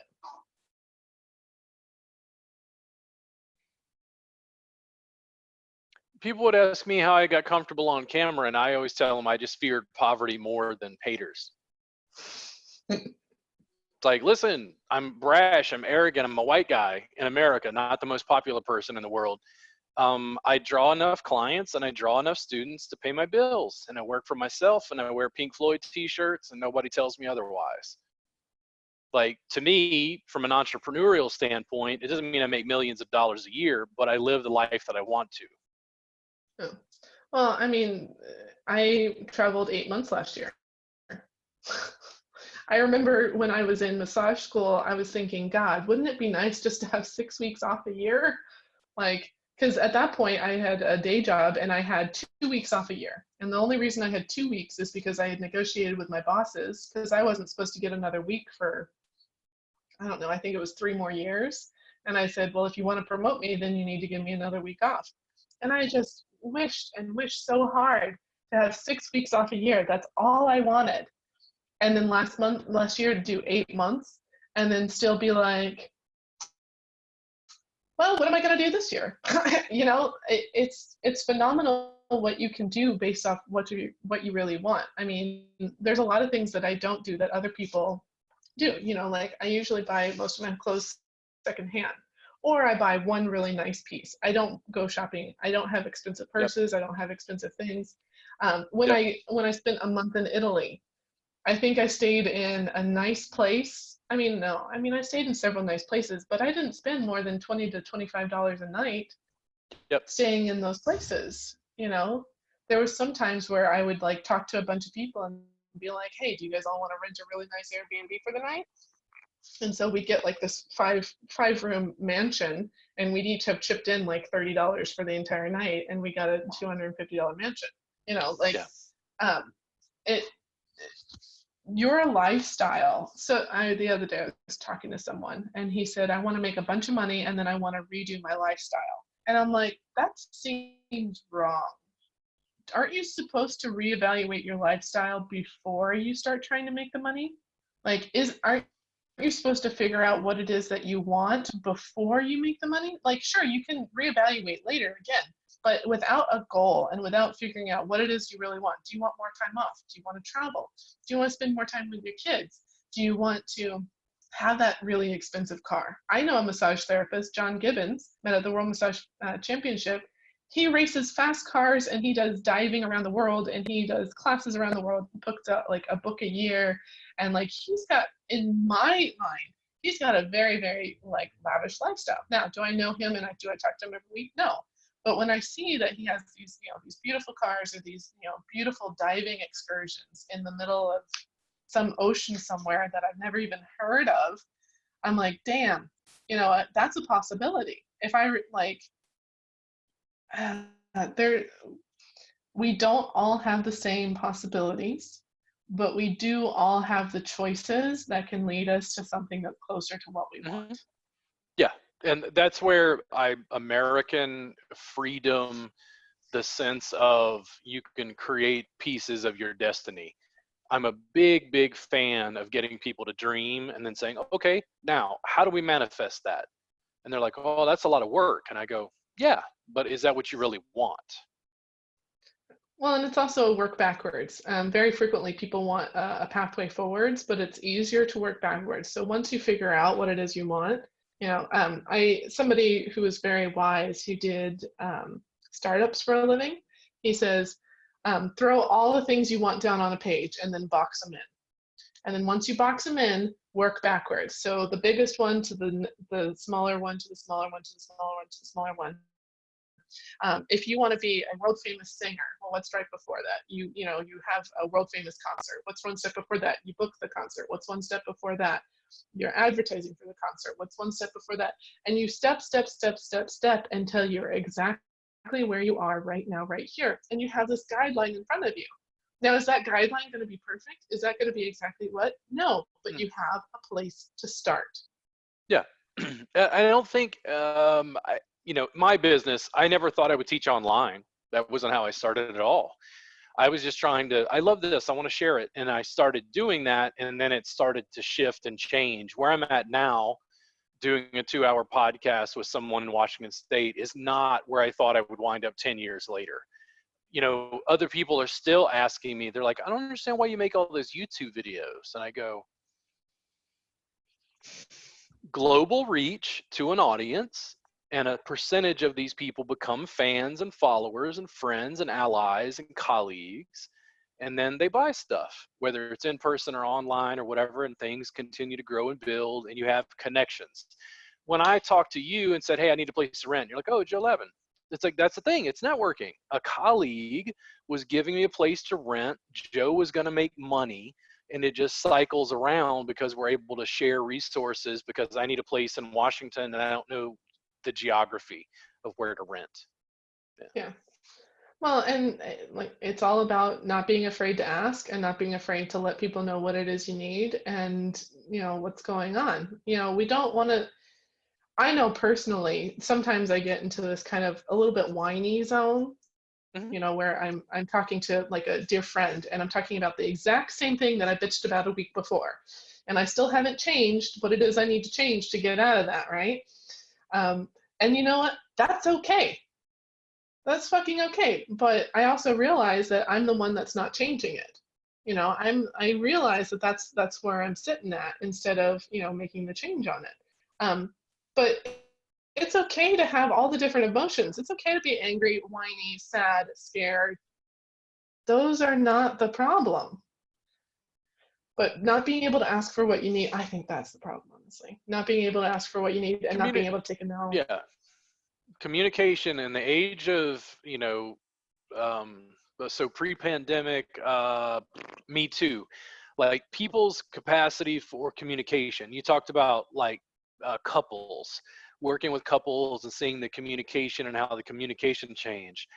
Thai Massage Jam was a social experiment that went well. And I would pull a young lady aside who's 19 years old, very lovely, and I'd say, listen, are you having problems with guys? And she's like, no, Thai Massage Jam is the best thing ever. And I'm like, why? And she's like, because I can come, I can get touch, it's totally in public. If anything happened, I'd say, hey, don't touch me, and somebody wouldn't touch me, and the community would enforce that. And if I'm working with somebody and I don't want to work with them, I get up, go to the bathroom, come back, work with somebody else. Basically what she's saying is, I'm a woman in America and I can't get touch because boys are just invested in sex. But I created an event that like makes a distinction. Not that there's anything wrong with people wanting sex. It's just, it's not what we offer as body workers.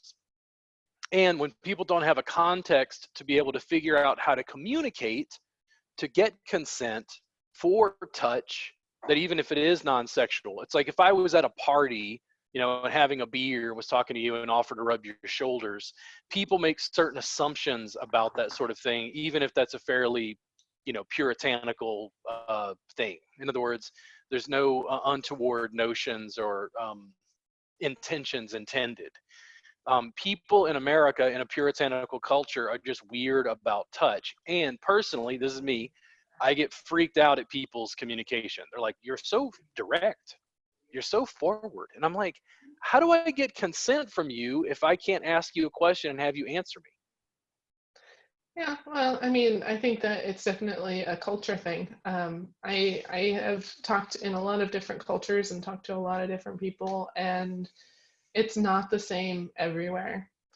In Germany, I was doing massage in Berlin, and the clients would just like strip in front of me as I'm doing the intake, and I'm like, wait a second, I need to like leave the room, and they're like, no, I don't care, and they're just like, you know, stripped in front, laid out naked, ready.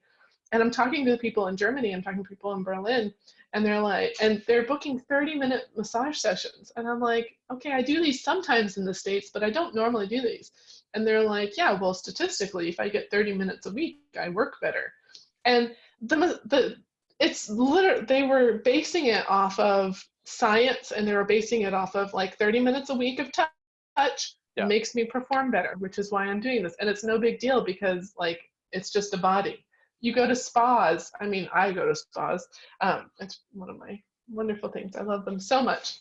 But going to a spa in Baden-Baden, Germany, and it's, you know, the spa has been there for hundreds of years. Actually, there's been a spa on that site since before the Romans were there, and they still have all the ruins underneath. I highly recommend anybody who likes spas to see that. But it, you know, Hitler went there. Like, I mean, this spa has been here for a very, very, very long time with all different people going. And it's a completely naked spa. You know, they have one half that is all female, one half that's all male, and then they have a couple days a week where everybody, male and female, goes back and forth. Doesn't matter. And you're not sitting and looking at people, and there's not this like, oh my God, he has that, or oh my God, she has this. There's none of that kind of lasciviousness that I find in a lot of other places. I mean, on a nude beach in Mexico, Zipolite, you know, everybody's walking around. There's a lover's beach, which is where people go and make love, and then there's the normal nude beach where everybody is not dealing with all that. And then there's a beach on the other side where people wear clothes. And our bodies, I mean, personally, I don't think our bodies are meant to be feared and are meant to be shamed and are meant to be all that. But I have a very specific path that I took to get here. And I'm sure you do too. Yeah. It's hard to explain. I had someone in a massage group, because massage therapists have a certain cultural context from massage school often. And they said something about Esalen and Esalen massage, and it's weird, it's done naked. And I'm like, have you ever been to Esalen? And they're like, no, why? Not And yet. I'm like, okay. So one, Esalen is not really part of the United States. It exists somewhere in the ephemera off in the Pacific Ocean between the west and the east of Japan. Like, I don't know, I've never been to a place in the United States that struck me the way this did, and I spent a month there. So the first time you go out to the bath and you get naked, you're like, oh, I'm getting naked. This is kind of weird.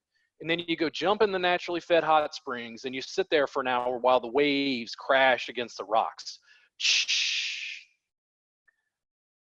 Those naturally fed hot springs are right next to where the massage facility is. And it's open air. It's constructed in such a way that there's this big overhang, okay? That the waves catch that sound and bounce it through the room. So there's just this constant crashing waves and water. You're naked in the baths to hang out, and then your massage therapist comes and get you, and you just go get your massage. Like, not only is it not sexual, it's contextually to its culture. It's not part of the United States, is what it felt like to me.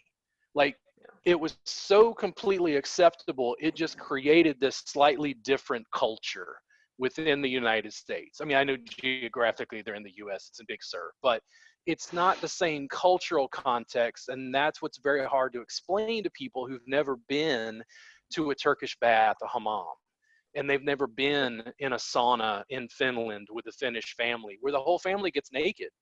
And this is a normal cleansing ritual. It's a normal part of their day. Nobody's concerned about nudity. Like, it's just a very different cultural context that I think is hard to explain to the average therapist or average American. Yeah. Well, I mean, up in Seattle, we have the Korean Day Spa, and you know, it's a women's Korean Day Spa. I would like it if we had something that was like that for both male and female. I know we have some spas that are co-ed, and we have a couple of them. I only know of one, but there might be more in the Seattle area that is naked co-ed. You know, I go and I never worry about anything. Now, however, my boyfriend, who is Mexican, and his culture doesn't really understand that or approve of that, at least from his version of that culture to me. I sit and I tell him about all the spas I went naked to in Europe, and he's like, "Oh my God, that many people saw your naked body?" And I'm like, "Yeah." Yeah. I mean, Um, look, I went to Greece and Turkey when I was like 19. I did it as a school trip when I was in college. And part of the reason I did it was I didn't know if I'd ever be able to travel like this ever again. It was covered by yeah. student loans. And I went to Athens. We went through the Greek islands. We went through the Turkish islands, and we got to Istanbul. And when I got to Istanbul, I went to the oldest hammam in Istanbul. And a big, sweaty Turk came in, big, hairy guy, and he sudsed me up and lathered me and smeared me around on this big hot marble slab, sat me up, cracked my neck. And it's like, was it a bath? Was it a massage? Was it a chiropractic adjustment? It's like, it's Istanbul. Like, the Yeah. rules don't apply here. Like, this is a very different cultural context. Well, and quite frequently you'll see on worldwide massage therapy groups where somebody says, "Oh, I do this," and another person says, "Where are you located?" Because in Washington State, or "Where are you located?" Because in Texas, like, and I love I love massage therapists so much. I love massage so much. I love I love people. I love them so much, and I really care and appreciate. And there's so much love that needs to be shared. But for gosh darn it sakes, can we understand that culturally we are so different? Like, I'm not going to sit and be mad at somebody because they want to keep their underwear on during a massage. Yeah. I'm not And I going to try sit to and be be, mad. we try to be culturally considerate. And I Yeah. think also it's very hard for the public to understand the degree of intimacy that we have with clients where we have to engage and you're like, oh, you didn't want to take off your underwear. Oh, okay. Yeah. Like there's all sorts of little nuance to the sorts of interaction we have with clients. Yeah. Well, or, if somebody wants to have a clothes massage, okay, like, no problem. I can do a clothes massage. I can do, like freaking 2 hours all over a sheet, over clothes, over anything I need. Adapt, adaptability, I can't say that word today, being adaptable, is is what is not only going to help us through this pandemic, but also is going to help us through our lives. Because if you're not adaptable, then that's it's kind of the, I don't want to say sink or swim, because it's not how I want to feel and what I want to put out into the universe. But you have to be adaptable. You said yourself, you're going to have to go get a job if this keeps on going. Yeah. I'm looking at teaching English online because it's one of the few things that I can do, and I don't even have a degree, which means I have to go for the bootleg teaching English online Yeah. websites. Right, there's so much that in the Washington State right now of my lifestyle that is gone. I mean, I don't have a place to live up there anymore. I don't have an office up there anymore. I don't have, like, there's so much that has just been wiped clean. And I'm thinking, okay, what's next? And like I said, that pattern comes in, and then you just figure out how to adapt. Are you going to move back into Issaquah? I have no idea. I Okay. I know that I'll always maintain a presence in Issaquah, specifically for my clients that I have, because I have about 500 clients that are on my email list. That whenever I'm in town, I send out an email, and I'm fully booked for however long I'm in town. Which is it's very solid for me. It's very beneficial for me. It means that no matter where I am in the world, if I'm broke, I can fly back, see these people, and then make a whole bunch of money and then fly away. I was planning on setting up a practice down here in Cabo to do something similar, so that I'd have like a little nest in Cabo, a little nest in Seattle. I'd love to have a nest in Hawaii. I'm a little limited on building in the United States due to the fact that my significant other can't be in the United States, which is a whole thing. Yeah. So if I do build anything there, it's because I choose to be away from him and I'm building there. But I mean, my family's out in Swim, a couple hours away from Issaquah. My community is in the Washington area and the Seattle area. A couple of my mentors, just the people that I really care for. So I'll always maintain something there. Now, where I'm living, I mean, over the last 3 years, I think I've moved like 20, 25 times. And when I say moved, none of it was like a permanent location. It was always just kind of, but that's the lifestyle I chose because I don't want to pay $2,000 a month in rent. Yeah. I'm not interested in doing it. I have some dear friends that travel a lot, but they maintain their $2,000.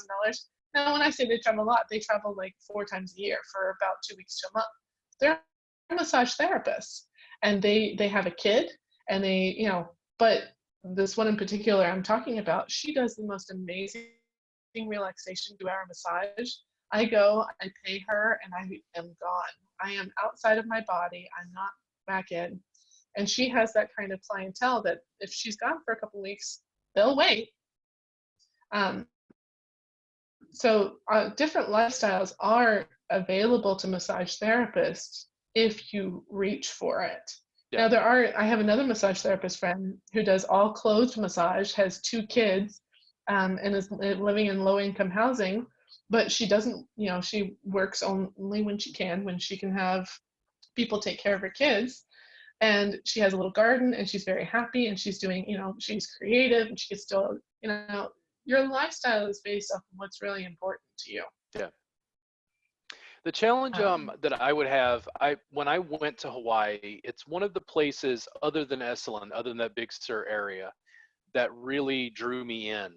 And somebody asked me, like, could we work here? And I'm like, dude, if I set up my suspension between these 2 palm trees and had every tourist just make a video for Instagram and tag me in it, like, I could just give away sessions, we would be world famous. Like, yes, the challenge is, 1, I'm gonna have to teach online extensively if I live in Hawaii, and 2, for people to take classes, I either have to come to the mainland or they have to come out to Hawaii. So, I mean, I've already come up with a solution for that. It's called the massage vacation. I had been advertising it previously to go out to, it was Mallorca in Spain. And basically, as massage therapists, if you work for yourself, then you can actually use a massage vacation as a tax deduction. So if you go to travel to a continuing education class, if you're going for that, you can use the airfare, you can use the amount of time that you're there, you can use the class as a deduction. Going to Hawaii is a great place in order to go to a massage vacation. I mean, those practically sell themselves because it's Hawaii. I mean, I don't think you'd have, if you really wanted a center in Hawaii, I don't think you'd have a problem with that. And airfare to Seattle is. Yeah, like I don't know. I grew up in a swamp in Louisiana, and I now live in Central Texas. I really liked Hawaii, but Hawaii is expensive, and there's other, pieces of stuff that I would have to deal with. But I really liked it much more than I even thought I would. So for me, my business is changing much in the same way you talked about teaching online, and then revenue streams. Like, a lot of my stuff is building online, even though I'm still teaching in-person classes and in-person sessions. I think that I could build a client base in Hawaii quite easily. The question would be, like, could I build enough online to be able to boost my income? Because I wouldn't be able to teach in-person classes as frequently, I don't think. I mean, if you look at Sarga, are you familiar with the lady who created Sarga? Okay. Yeah. She has a very robust business that is going on in Hawaii, and she does a lot of her classes in Hawaii. She really, she has, round 1 going on almost all the time, then round 2 going on regularly. I think that the massage industry could really use something like massage vacation to kind of take off. I think I would love to be a curator of fine continuing education. Basically, I go and find all these phenomenal people like yourself, like Sarga, like all this sorts of stuff, and then I package it into something that's affordable for a massage therapist. Either they can do payments, or basically, like, I would love to be that curator of fine, Wandering Hummingbird massage vacations.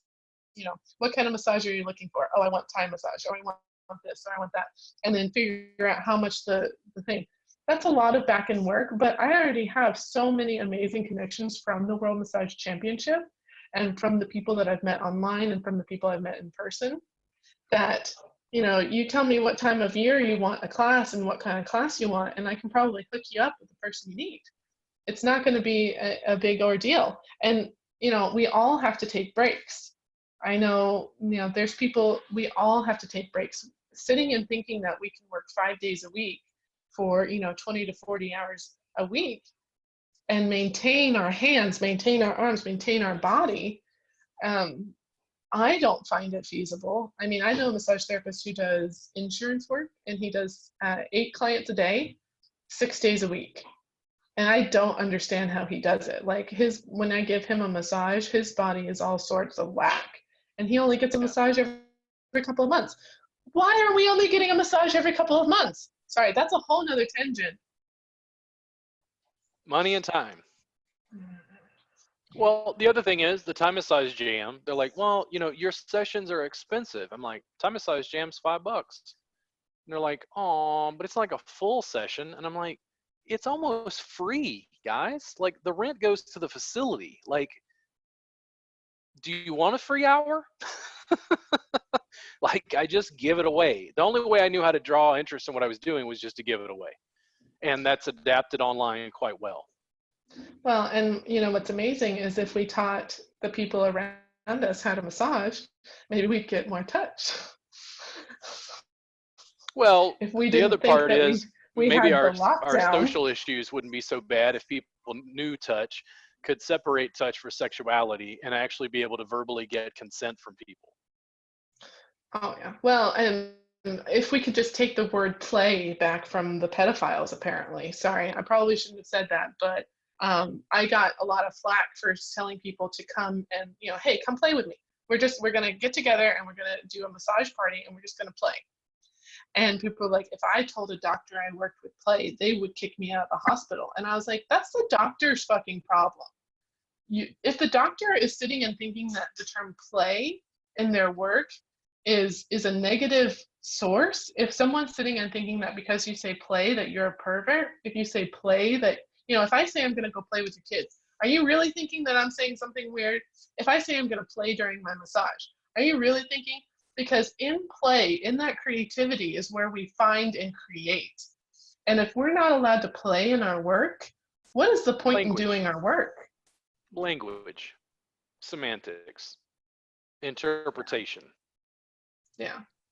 Sorry, that's a trigger point for me, because I would like to take the word play back as not being a dirty word. I would like to take, massage back, like let the prostitutes prostitute, make that legal, make all that where people can actually do it legally and be safe and take care of things, and then have massage be massage. Like let's not continue to make it so that we have to have this like where the public doesn't understand what they're going for whenever they go to a massage place. Yeah. Like let's not have that negative stigma to continue, because I mean, I've been to Amsterdam, I've seen legalized prostitution. Did I want to get in on it? No. Like, I'm walking through the red light district and I'm looking at everything. I'm like, okay, this is how they do it. All right, cool. Yeah. And that doesn't make me want to do it. I'm a massage therapist. I love massage, but it is very delineated. If you go to Amsterdam and you book a massage, you're not getting a happy ending. If you go to Amsterdam and you book a happy ending, you're not getting a massage. The massage community on Facebook has changed over the years, and I think it's loosened up a little bit, but if I mentioned anything about just legalizing prostitution to get rid of those issues, I was met with just like, oh my God, no way, we could never do that. And I go, okay. So listen, if you're not going to separate yourself more from prostitution and make prostitution legal and taxed and safe, just like everything else is legal and taxed and as safe as it can be, and you're not going to take out your phone and shoot video of what you do and educate people, don't complain that people sexualize your industry. My work is completely clothes on, completely mat based, and I can film and photo document everything I do. I continue to go out and show people what it is and let those people find me. I don't get confused with being a prostitute. Now, I'm also a male in an 80% female dominated industry, but I can't do anything about the public's perception of everybody else's practice. They know what I do. They can see it again and again and again and again and again. There's almost 1,500 videos probably worth of what I do on my YouTube channel. Nobody's contacting me for prostitution. I think the last time I got contacted for prostitution was like 2 years ago, and somebody said, "Do you do?" Emailed me and said, "Do you do erotic massage?" And I said, "I don't, but I know a bald man up in North Seattle that does. Are you interested in his contact info?" They never responded, of course, but it's one of those things where um, massage. I understand that massage is a very broad. It's not just clothes massage. It's not just naked massage. It's not just Swedish. It's not just Thai. It's such a broad art. I would like to call it an art. And I mean, me personally, I would love to just practice in all 50 states. I'd love it if we either have one licensure for everything, or that they got rid of all the red tape, because it is so frustrating for me to wander around and not to be able to just practice on people. And I can give it away for free. That's no problem. I don't have a problem with giving my body work away for free. Of course, by the time I'm 35, I would actually like to have enough passive income built that I've done the legwork now that I never have to charge for another session. That is my goal. That is my dream. Am I going to hit it?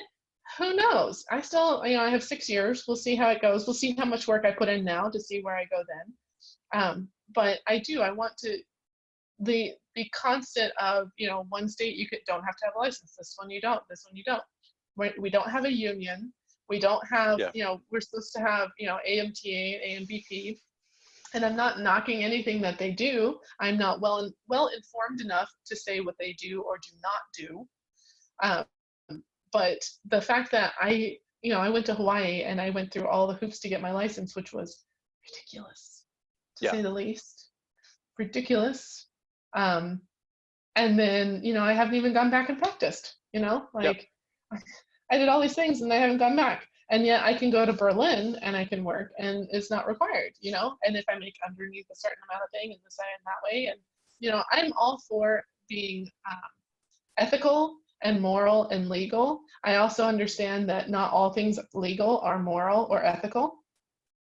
There's a lot of things where there are these laws. I mean, there's still a law in Texas where you're not allowed to own more than 4 vibrators.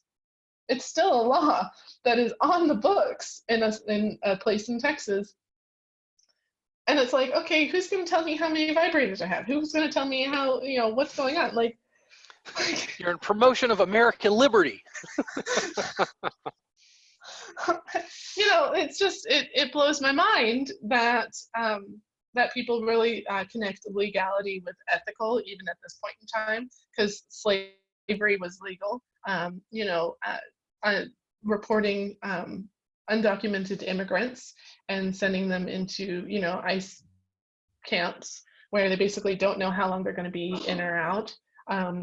Like putting people in jail for marijuana in one state, but in another state we're selling it and making buku tax dollars off of it.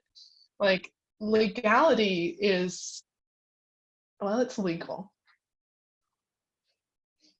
I don't spend much time worrying about it. I do my thing, try to stay above board legally. I tell people regularly, I have to announce this. I have 3 licenses in Texas. I'm nationally certified. I'm a member of AMTA and I'm a member of ABMP and I'm a nationally certified provider. I do all of that. I follow the law. I just don't agree with it. And that's what it is. It's like people seem very confused by that. Like, why would you be against it? And I'm like, okay, sit down and have a conversation with me for a few hours over beer and let's talk about it. Because every state I go into has a new set of laws, that's a new set of red tape that makes it more expensive for me to go and help people and educate. Your state is slowing down the evolution of my industry. And I go, oh, wow, the internet. Wow, this is a great place for an anarchist. There's no rules here. This is nice. I can distribute information globally. And people from Mauritius are contacting me. Like, this is nice. Let's do this. Because this seems like teaching and education and not having to worry about every little, dotted I and crossed T. Well, and it is very important that if you're going to do something, talk to a lawyer.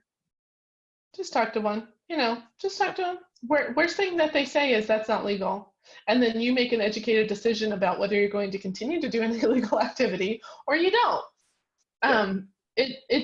There are certain situations where it does not hurt to ask. Now, if you go on one of these big, huge groups and you ask a question, there might be ramifications in the fact that people aren't going to see it as just an innocent question. They're going to see it Yeah. and they're going to be like, oh my God, you do this, you do that, you do this. And, Well, we get I all was the, I was attacked in Washington State massage groups for not getting informed consent. And what I did was I posted a video. And they said, "Did you get informed consent?" And I'm like, "What is informed consent?" And they fucking lost their mind. Because, like, I'm asking you a question. You're questioning my fucking professional ethics because I made a video with a colleague. I'm not in Washington State. I'm not licensed in Washington State, and I don't know you shit. But it's like, but they can question your professional integrity and then boot you from their group because you're teaching massage therapists not to get informed consent. And again, I say, what is informed consent?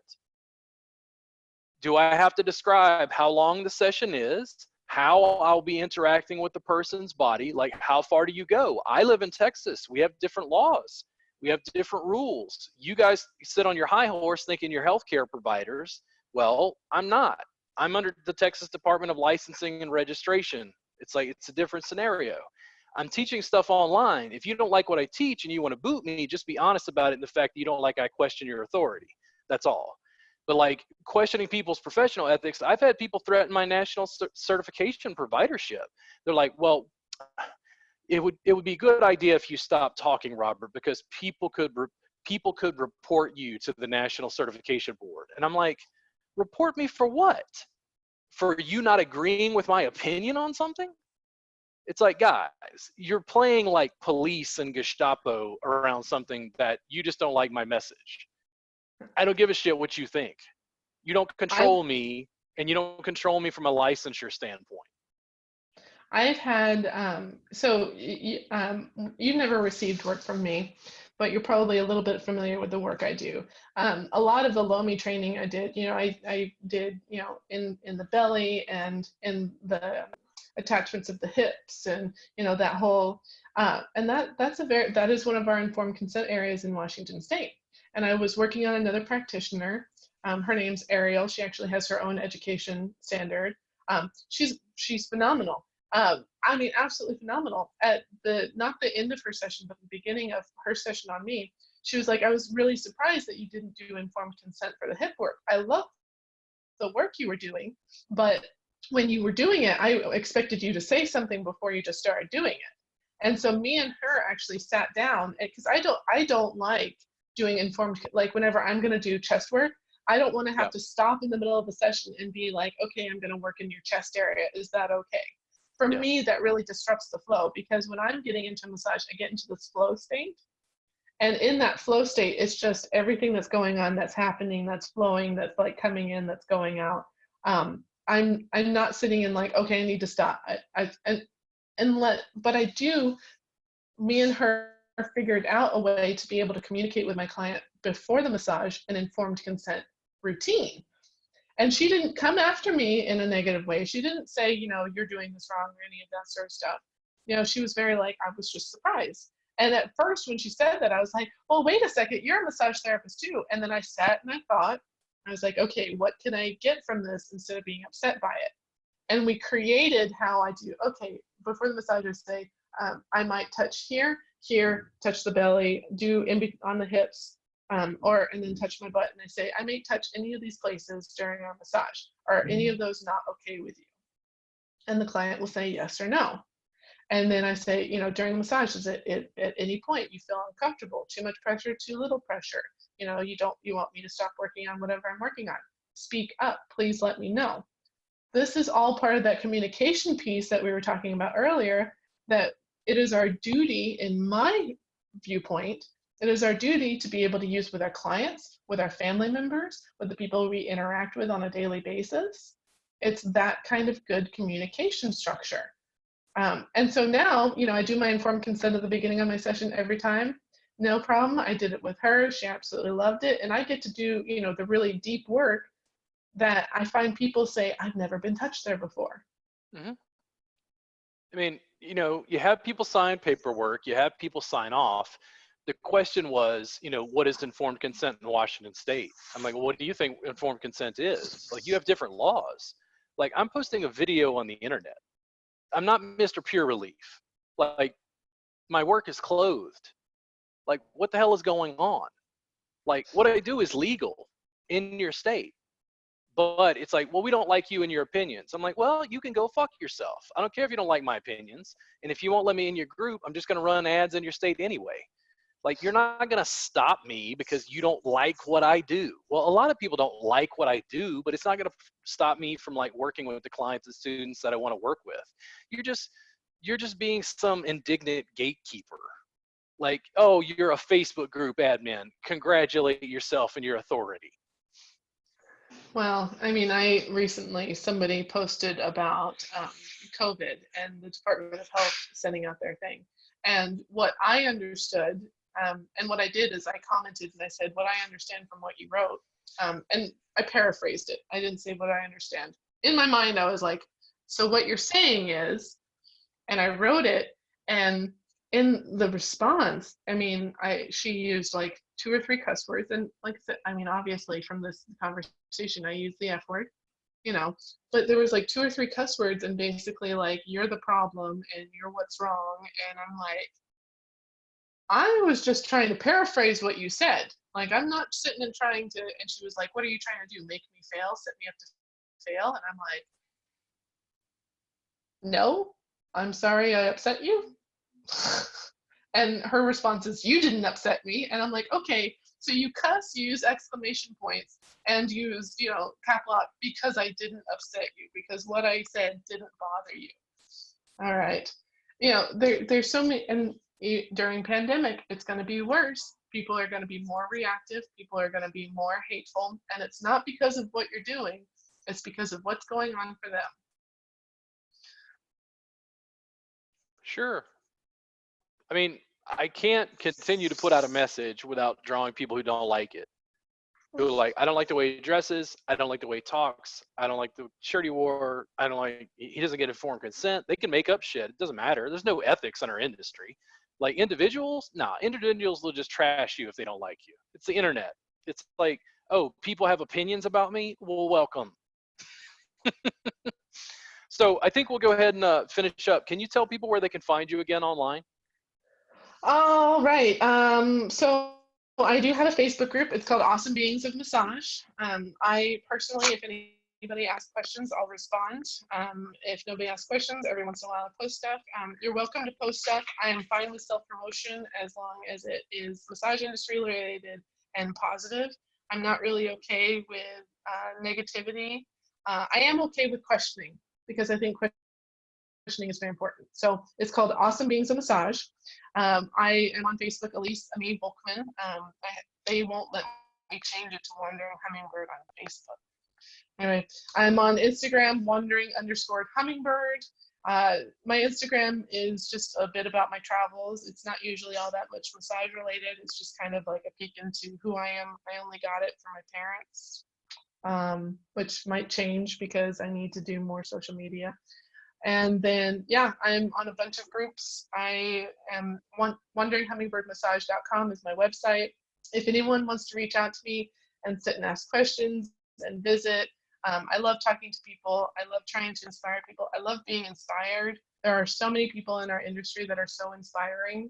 And if you have any questions about like who I feel are inspiring, let me know. If you're interested in learning something, let me know. One of my strengths, we got off the track of the Strength Finder a while back, but one of my biggest attributes is a connector and communication and, networking and that sort of stuff.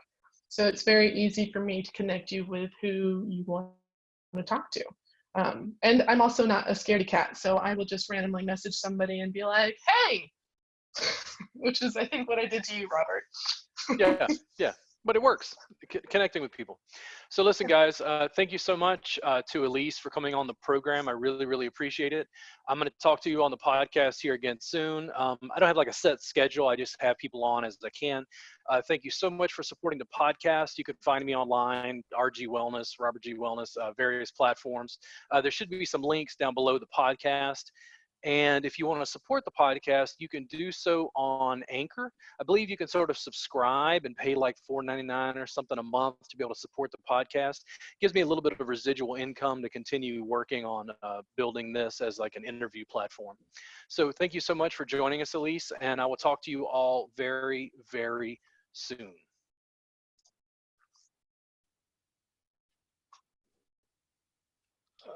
Let's see. Here we go.